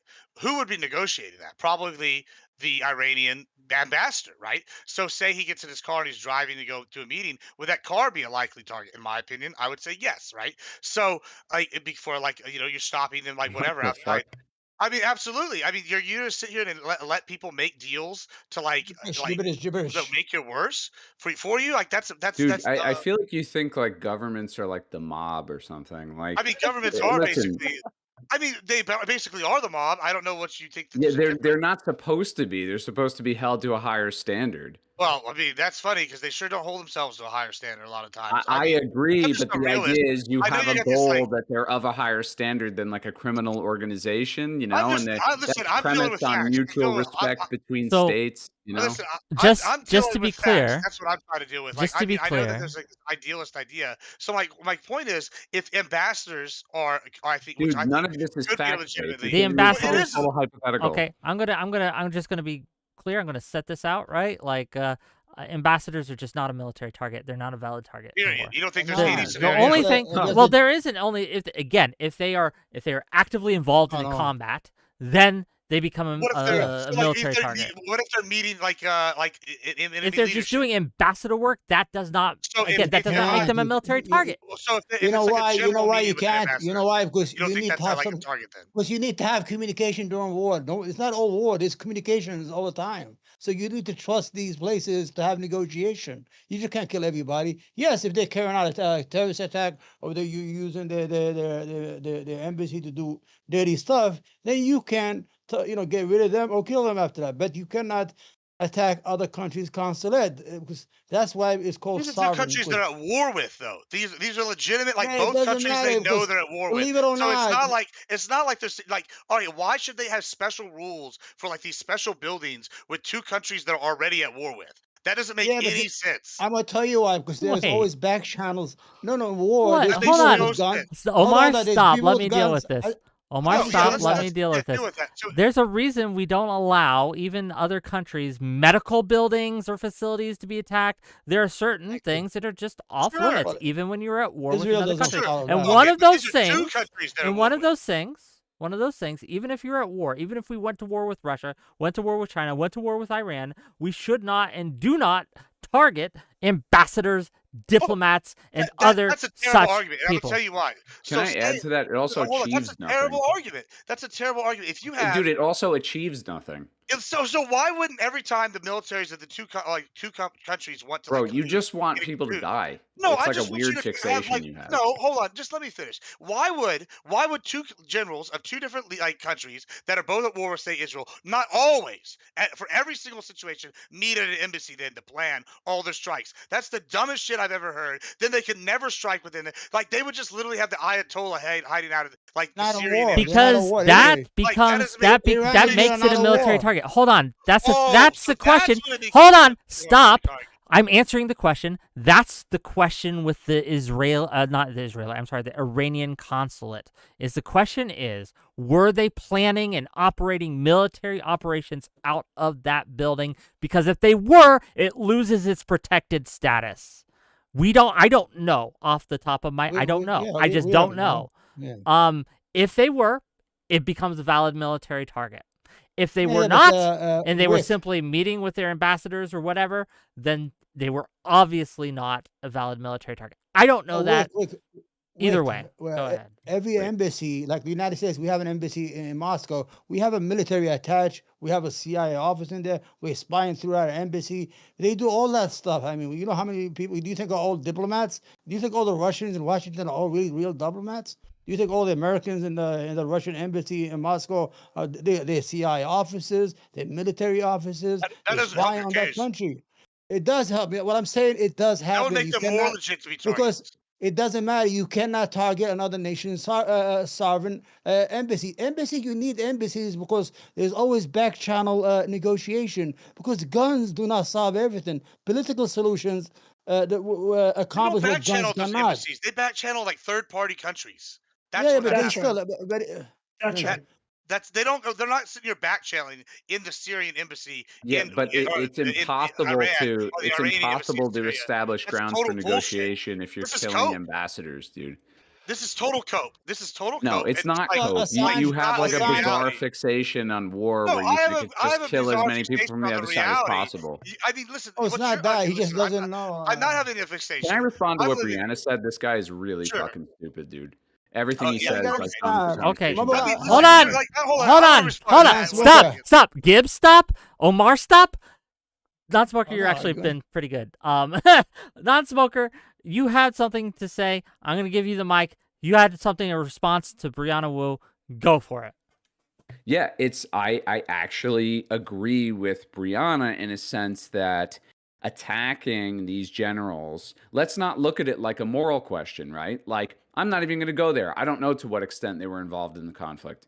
But what I will say is that it's a terrible move strategically, right? And you have to imagine Iran, who's looking for a reason to retaliate, any reason essentially, is gonna fucking retaliate. And the only way that can end is a back and forth between Israel and Iran, which is bad for Israel and bad for Iran, of course, bad for the whole region. So, in terms of morals, like Israel killing aid workers, fucking major moral issue with that. Killing kids, yeah. major moral issue with that. They ignore Attacking that. a They ignore that consulate here. and killing Iranian generals.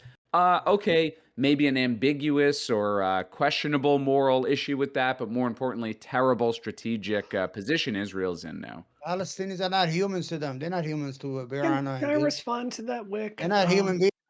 They're not human beings. Which You think one they're do you human want to beings? respond to? Do you You want to think respond? Palestinians are human beings, Birana? Do you think they're human beings? Just let me know Do what they have the right? to Do they have the right to live? I'm asking you a Yes, question. obviously, just like anyone else does. But go ahead, Wu. Thank you. Yeah, non-smoker, this is my favorite debate I've done with you because I feel like we're really talking. It's not name calling this time. I really agree with what you're saying.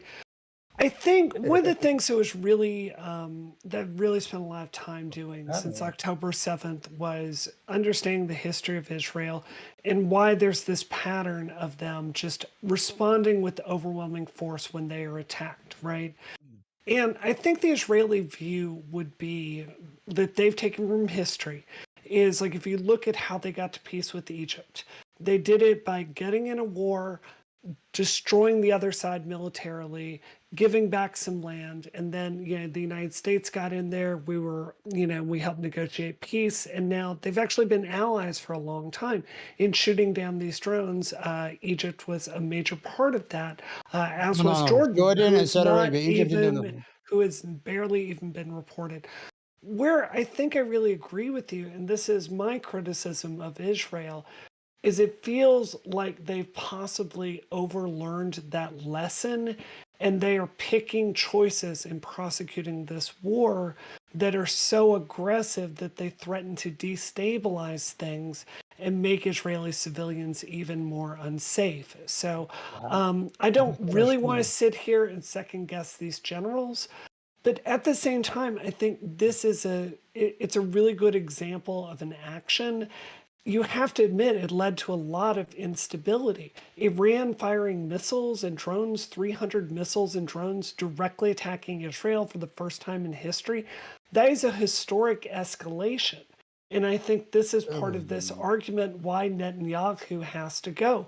Because it's so aggro, I'm not sure it's producing anything productive anymore. Okay. Did you know that Israel has not accomplished anything in Gaza military yet? You know that, right? Okay, that's fine. Non-smoker, do you have a response to that or any thoughts on that? No, I mean, essentially, I agree. I agree with the overarching point there with Netanyahu for sure. And, look, I mean, that's I think the point of commonality I have with, liberals on this issue is that the biggest issue with Israel is leadership. Right. That's and right. there needs to be regime change in Israel. Honestly, That's right. I would love to see that. And obviously achieved democratically within Israel, through some sort of grassroots, blah, blah, blah movement, whatever. Huh. But at the end of the day, Israel and Iran and this tit for tat sort of exchange and Iran's response being an escalation. I mean, I think an argument can be made. A lot of Iran's response was, in essence, a test, think of it like an acid test of the Iron Dome, seeing like what their capabilities are in the event that they did want to strike. So I do agree it's an escalation. I also don't know if it's like a major escalation. Like it's not like they're bombing Tel Aviv and, whatever. But yeah, look, this whole thing's fucking scary. I mean, it's scary even from a standpoint of like oil prices. Like a $10 a gallon gas, possibly. That's frightening. It's frightening for America. It's frightening for the world. So, I don't know. I mean, I know Neville Chamberlain is fucking evoked as soon as you want to talk about diplomacy and not killing like random ambassadors and embassies. I guess I'm fucking crazy for suggesting that like we could have a peaceful resolution here. I don't know. That's what I'm hoping for. Is there ever a time? Yeah. Is there ever a time though? And this is a question to everyone, where peace just isn't an option. I know that's a meme, right? But there comes a point where sometimes you do have to strike at someone. You do have to take someone out. You do have to use military force against another country, against other targets, because diplomacy just hasn't worked. We've tried diplomacy. We talk about all the wars we try in the Middle East. We've tried diplomacy too, almost as much, if not more. Neither option seems to be doing much of any good. The Can I say region something? I is would. but let me finish my point, and then you may Yeah. respond to it. But from my perspective, everything we do, everything we touch over there, just turns to ash and dust. Whether that be through Yeah. trying to give aid, Biden tried to work with the Houthis, right? Took them off the terrorist watch Yeah, list and things like that that. didn't work well. That was a terrible decision by Biden. Yep. Terrible Yep. decision. However, the question is, should he have tried? Perhaps. But anyway, Yeah. go ahead. Yeah. Let me go. Go ahead. Yeah. Okay. And then I want to You hear have to from Gibbs after you. understand that everything we touch turns into dust. You're absolutely right. In 2010, the Houthis were our allies against ISIS and the Islamic State in Yemen. And we were fighting alongside the Houthis, believe it or not. Until 2015, we turned around and started bombing them with Saudi Arabia for 8 years. Hold on. We destroyed Iraq. Out of the ashes came ISIS and all these militias, and we gave Iraq on a silver plate to Iran to do whatever it wants in there. You understand what I'm doing? Well, Hezbollah was recently, created. just to be clear, recently the president of Iraq has said that the Iraq War was actually a good thing for their country. There's no president. Let me explain to you what's going on in Iraq. The only place that the government of Iraq controls is the green zone. You know the green place that the United States built? That's the only spot they rule. The whole Iraq belongs to Iran. I'm from the region. I'm talking to you from there. All the militia are Iranian and their loyalty are to Iran, and they roam the whole country. The only place the government controls is a little small spot in Baghdad, the green zone. They are hiding with the American embassy. We destabilized the Middle East. The Iraqi war not only cost us a lot of money, but created all this havoc and created all these groups inside Iraq, and we handed Iraq to Iran. Iraq was the enemy of Iran, so we was using one against could the be other and keeping each other. one could We used to keep argue each other. that the reason that Yeah. one of the reasons the Middle East has gone as poorly as it has is we didn't finish the job during Desert Storm. We had to go in a second time to finish the job, right? And if we had just done What it did then you and ripped the finish? Band-Aid off, it could have been a No, lot better no, place. no. Look, if we had not gone into Afghanistan and Iraq, do we think that the people of Afghanistan and Iraq would be better off? That's good. Yeah. That's an open question. I don't I'm think so. gonna tell you what happened. Well, Just that's a whole can of worms. I do one more want to. thing. One more thing. Oh, go ahead. One more thing, please, Gibbs. One more thing, please. I'm begging you. You know, in 2000, when 2000 came in, we had a surplus in our budget. I swear to God, Wick, I was saying this is going to be America's century. I swear to God, I was saying that. I was young. I said this is our century. The Soviet Union is gone. We have a surplus in our budget after what's his name, Clinton left. I said this is going to be our century to become more powerful in every form and medical and everything. Know what happened? They got us into weapons of mass destructions. They took us to we wasted that, and we lost our edge on this century to become the best of what we are. I'm serious. That destroyed our treasure, $6 trillion. Destroyed our military. I Go ahead. will. I want to pass the mic to Gibbs. He was trying to get in there, and I want to make sure that he has a chance to speak. Yeah, I want to respond to your question, but I don't want to respond to a couple of things that have been said, right? So here's my kind of my take, right? Like I get this idea that I've been argued that I'm the evil guy for wanting war, right? And that I No, you're really not evil. yeah, thank you, You're I a nice appreciate guy. that. You're a Omar. nice guy. But I've been told here that I'm an evil fat man, and so now I'm gonna just play devil's advocate for a second, and I would argue that if we let a worse evil grow and like cause more evil later, like Neville Chamberlain, and the reason I brought him up is because I think that it's an apt situation today. Like we look at Iran every time we give them any kind of diplomatic like credence, any kind of like goodwill, they immediately turn around and use it to fund things like Hezbollah, or they use it to fund their nuclear program, What or goodwill all have we these. given them? Hold on, What g- Papa. Just listen, they turn around, they show that they're a bad actor, bad faith, and also the other issue is that like yeah, one of things diplomatically ends all well and good, but that's not the nature of the world. We're literally allied with Saudi Arabia, their other major enemy, right? That's the other major power in the region, and they're not going to start getting along all of a sudden. They hate each other, right? And then they're not aligned with Israel, who's our other major player in the region. So we're already off like Tibet, like two strikes off the jump. So why would they ever get in bed with us, at least under this regime? And so that's kind of why I'm taking such a hard stance. I mean, do we want the Ayatollah to have nukes? I mean, absolutely not. I mean, if we just keep like being diplomatic, Have to get them.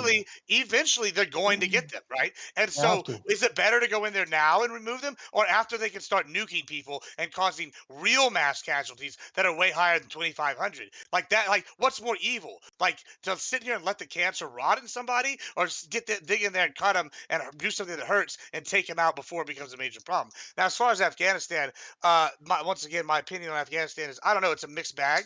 You can see some like results, like even the modern Taliban is now like this is degrees of improvement, but they're like they're more moderate than they were like whenever we moved in, right? Like their Overton when you has shifted some. Now, is that because of like what we've done in you know Afghanistan? I would also say like it's a good thing we have a whole generation of women that got to go to university. We had a whole generation that of people that like lived under like what freedom felt like, and maybe it'll foster the seeds. I think our issue is we probably didn't commit enough, like I said earlier.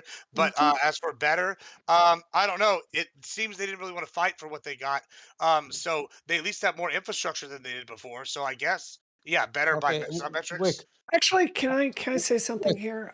So Admiral, I don't think you're a bad person for Oh wanting to take gosh. Iran seriously, because I think if we're hold on, let me finish. If we want to be real, this has been a failed policy across multiple administrations now. We can get into a tit for tat, like was it a good thing for Trump to blow up that deal? But I agree with your assessment that we really, really, really don't want a nuclear Iran. So I don't think you're a bad person for wanting this policy and for taking this seriously. I also think like the average American just does not understand how much Iran is actively destabilizing the Middle East and how much worse it's been. Now, I'm not a huge fan of the Saudis. I'm not going to sit here and be a Saudi cheerleader. Non-smoker, I'm sure you could sit here and give me 100 things that they've done that are very bad, Oh no, and I'm it would talking. be Okay. really, really embarrassing to stand by them. I don't do that. But the truth is, if you're picking a horse or a side to more directionally side with, you've got to pick Iran or Saudi Arabia. And I do think, generally speaking, Saudi Arabia they're normalizing like relations with Israel. It's moving in the right direction. Yeah, So everything. I think the difference in our assessment is APAC. how. APAC. Can you shut the fuck up, APAC. man? APAC. Wick, come on, man. Finish your thought and just You are the most fucking brain dead, stupid man I've talked to on my panels, and it's a high bar, okay? So to finish up my point, I think that there's soft power that we can do. What I want to see from the next administration, whoever it is, I want to see us get really aggressive and serious about Iran. I think this tiptoeing policy with them is not working, and I think we need to get more aggressive. I just don't fully agree with you that like a hot war should be our first move. I think that should be our last resort. I have a question about that, but I want to pass the ball to Omar, the most evil person and stupid person that we've ever heard of. Go ahead, and then I want to hear from non-smoker. But then I Wick, have a what are you question doing for you, that to Omar. me? So I didn't wear the hat today. Listen, I'm going to give you some numbers here, Wick. 13 elections, 7 different presidents. Iran has 3 elections and have 7 different presidents. Had liberals, had hard-wing religious are we talking about ones. Iran? So no, Iran, yeah. How many elections has Saudi Arabia Are we talking had? about back in the 50s? Egypt. No, from 1980, since the revolution, the Islamic revolution, to today, they had 13 elections and they had 7 different presidents. They have the same system we had, 4-year terms, and every president get 2 terms. Iran actually has elections, believe it or not, free elections. Because I could say that because some of the opposition won the presidency, like the one who made the deal with Rouhani, who made the deal with Obama. He wasn't with the mullahs, he wasn't with the theocracy. He was with the what they call the liberal bloc inside the parliament. All Iran wants to do is it wants to trade, sell its oil, and feed its people. Why can't we just sit down with them and say, listen, we're going to lift up all the sanctions, sell whatever you want, become part of the community. There's no problem between us and Iran. We don't have no real beef. They had an issue with the hostages in 1978 when they took the student hostages. Nobody got killed. Nobody there. Why can't we just just sit down with them? Listen, what's the issue? Why do we have a problem with Iran? Why? I mean, there's no reason for us not to sit down and say, I we can think of had, a remember few when we, reasons why we no, would no, have. hold on. Remember when they had the nuclear treaty with Obama? They were selling their oil. Foreign companies started to move in. They started investing. Everything was okay. Donald Trump comes, rips up everything, and we're back to square one. Good. So first of all, not everything was not okay. I do agree that Trump should not have ripped up that deal. I thought that was a bad idea.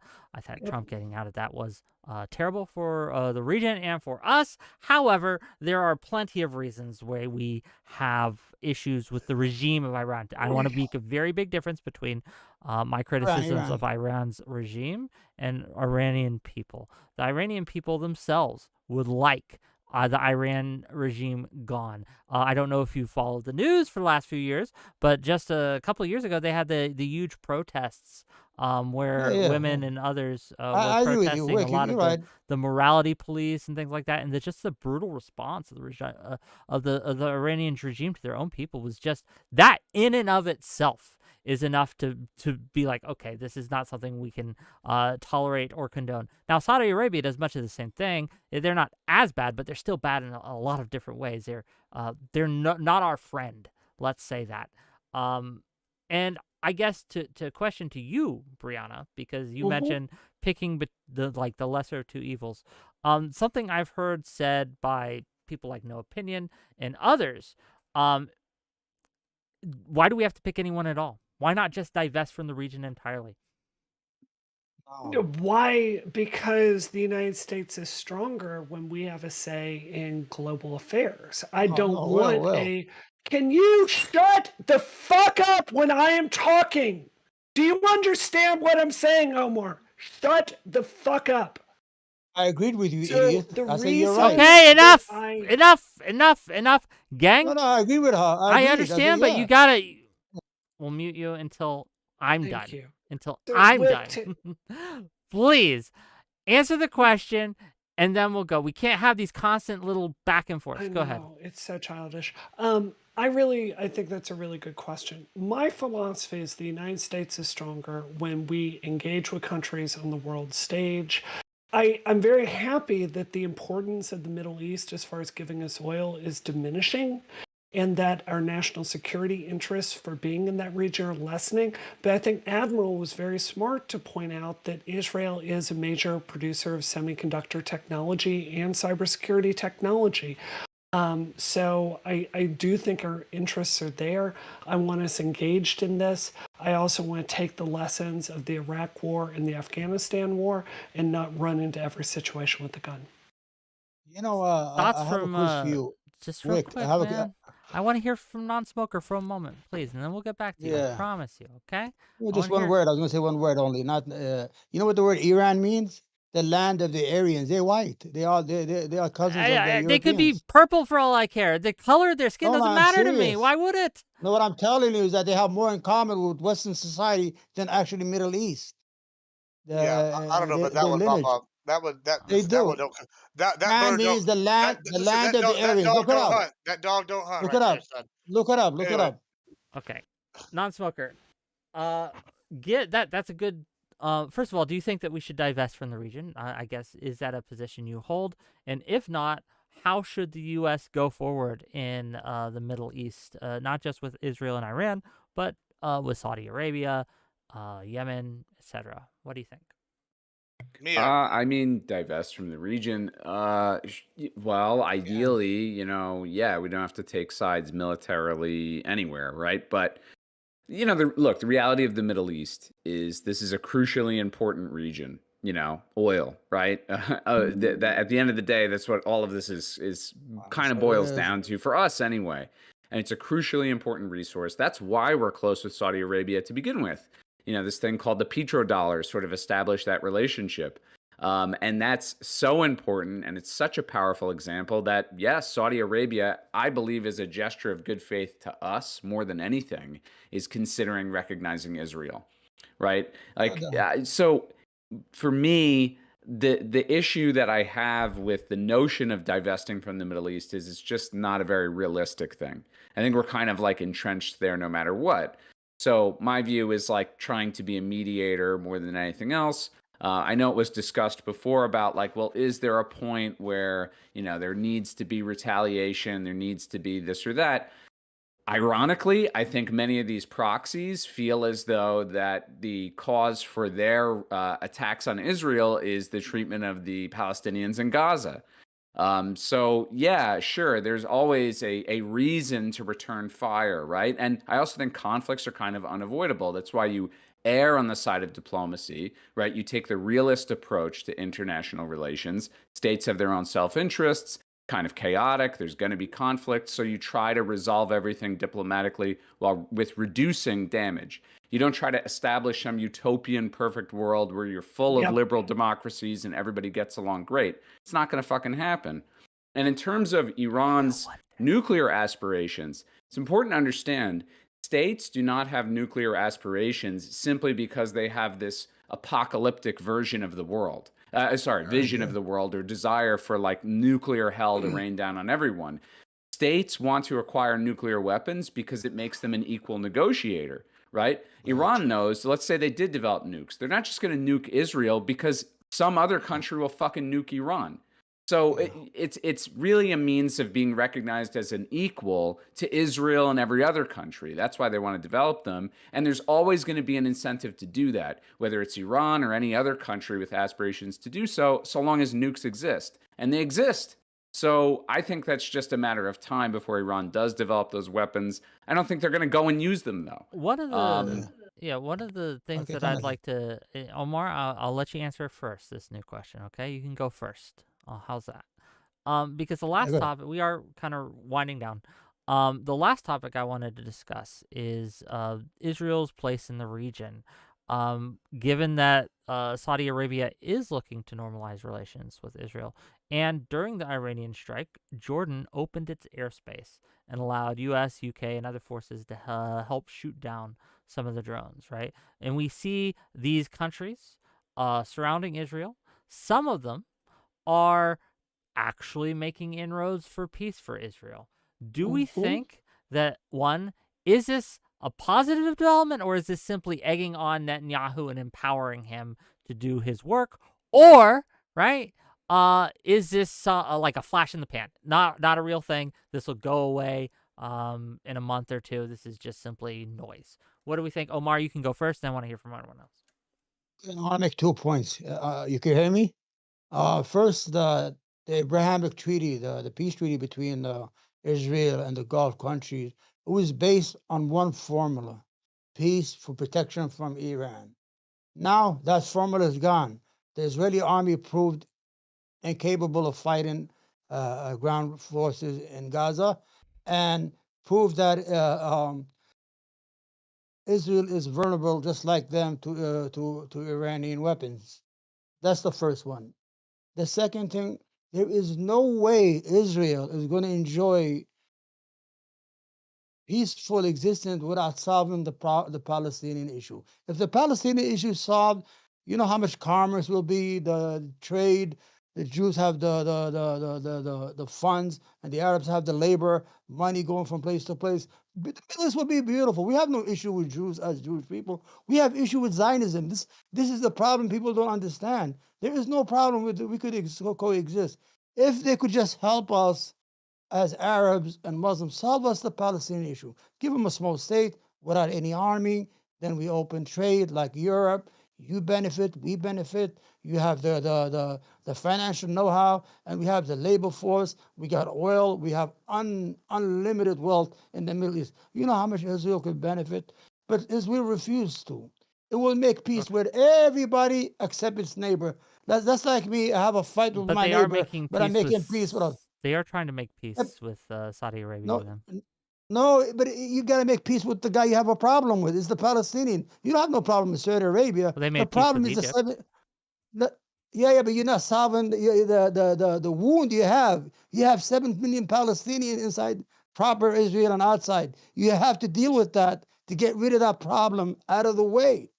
You know, you got to solve that, either one state solution or a confederacy where there's 2 nations, separate constitution, but live in a comfort or something like that. But no way Israel's gonna find peace or happiness as long as the We gotta, Palestinians yeah, we gotta, are we gotta give the are mic to other people because we do got a one limited more thing. time. One more thing. When nations live with evil, hold on. When nations live with evil, they destroy with themselves. We lived with slavery. We almost destroyed ourselves. When Germany Palestinians hated lived its with own. Hamas, and Hold look on. at them now. Hold on. Okay, yeah. to Germany Gibbs. Go ahead. hated All right. So Jews, and they destroyed all right. themselves. So listen, one, I didn't answer the last question, but I think that what's interesting is that y'all brought up, you brought up with this question, you brought up Saudi Arabia and Jordan and some of these other countries. They all seem to be working with diplomacy. So I would actually argue that we are making diplomacy as strides, right? The UAE just normalized relations with Israel a few years ago. Saudi Arabia, before the Hamas crisis in October 7th started, was pretty close to normalizing relations, but they have much more open relations than they had before. Jordan, which I found out today when I was doing some research for this, has half their population is Palestinian refugees. That's a big reason why they don't want to have more refugees come in, because then they'll have more people than what they got, right? And that's been an argument that Omar, you've made to me several times about why Israel would never become a full state. Well, what's interesting about that is even with half their population being Palestinian refugees, they have joined this kind of pseudo alliance with Saudi Arabia and the UAE, and have started to warm their relations with Israel as well. And so that's even say with their heavy Palestinian influence. So yeah, I would agree that people can live in peace, but the reason that we're not having peace is because the only thing that's standing up as an obstacle to diplomacy is Iran, and that's why I'm taking such a hard stance right here. Oh, They're the thorn in the yeah. side that's stopping the entire region. Maybe if we got rid of this religious zealot leadership and let the people put some people in place that weren't so draconian, we could maybe actually have peace in the region, and then that would take out one more notch of this axis of resistance that's forming with all these other powers that are working against democracy and freedom and capitalism. It's kind of crazy that you're going to say that an entire like axis of resistance is forming not because of what they're resistant to, but it's being formed because some country is funding them. Like there's lots of actors in the Middle East that are responsible for destabilization. Iran is one, Saudi Arabia is one, the United States is one, Israel is one. Honestly, back if you go back in history, the Soviet Union was one. It's it's like a risk map, just like many parts of the world, where everybody has bits of territory and interests because there's a shitload of fucking oil there, right? And because of that, there's destabilization. To act like, let's go into your fantasy land where we remove the current leadership in Iran and we turn it into a blooming liberal democracy that's even beyond what it was under Mohammad Reza Shah, right? And it's this amazing modern society that mirrors the West in every possible fucking way. I hate to break it to you, they're just going to be another country that's in contradistinction to all these other countries that are attacking Israel and hate Saudi Arabia, right? There's going to be conflict there, no matter what. And, it's a matter of mitigating that conflict, reducing the amount of damage done to these states, and suggesting that to do that, we should fucking invade Iran or bomb it to hell is crazy. Okay. Okay, you Gang, ready? it's I go think we've ahead. talked this out. Yeah, it's we've kind of you circled the drain here. I won. let's debate let purpose. me end it. Let me end this show. I'm tired. I want to go home. Wick did a 2-hour panel before this. Let him go. Let him go. Gang. But I do want to. I had an anxiety attack before this. I had to take a tablet to calm me down. Well, I'm glad that you took some drugs that helped you. Yeah, I Okay. did. With I that did take it, said, gang, thank you all for being here. Thank you all for coming. I thought we had a great, mostly conversation. Gang, we got some great stuff coming up. I want to give each of these people a chance to have their outro, right, where they can tell people where you, dear viewer, can find them. And I encourage you to go follow all of these people on their various platforms. They were kind enough to take time out of their night to come spend it with us. So thank you once again. Tomorrow, 6 p.m. Eastern, we're going to be talking about the biggest crisis in America today, Sydney Sweeney's boobs. Are they destroying the nation? We're going to have a panel to find out. Brittany Simon will be there. Kevin Logan will be there. We're going to have Joe, or Layman as he is known. And we have Jane Gypsy there as well. It should be fun. Thursday, we have a panel on DEI, and we have a brand new guest that I'm excited to debut. Let me get his name so I don't mess it up. It's there. It's right on the tip of my tongue. We'll get there. Almost. Omar. No, it's not Omar. But Joe Lewis will be there, and David Cray will be there as well. And that will be fun. That'll be an interesting conversation. So, and then Friday, I am going to be participating in a debate on maids, medical assistance in death. That should be fun. Gang, I'm going to give each of these people an outro. We're going to start with Omar, and we're going to end with Gibbs. Omar, go ahead. First, I want to thank you for having me back. I want to thank all the panels. Though we had a little heated once in a while. It's okay. I forgive you all. I'm from the third rail. I know we have to always want peace, not vengeance, and we got to get each other. We have to find solutions, because if we don't find solution, it always end up in the death and killing of women and children at the end. That's all it is. Solutions are the best thing for the Middle East. They need some peace. Take care. Thank you for being here, Omar. Check him out, gang. Non-smoker, go ahead. All right, twitch.tv/non_smoker. Twitter is non-smoker with 2 zeros instead of O's. I'm also on Kick non-smoker, right? Happy to be here. Always happy to talk to people I disagree with, even evil fucks like that guy over there. But, it's always a good, interesting discussion. If anybody ever wants a 1v1 just to talk, or debate or whatever, please hit me up on Discord, and looking forward to the next one. Wick. Always a pleasure. Thank you for being here. Check him out, gang. Brianna Wu, go ahead.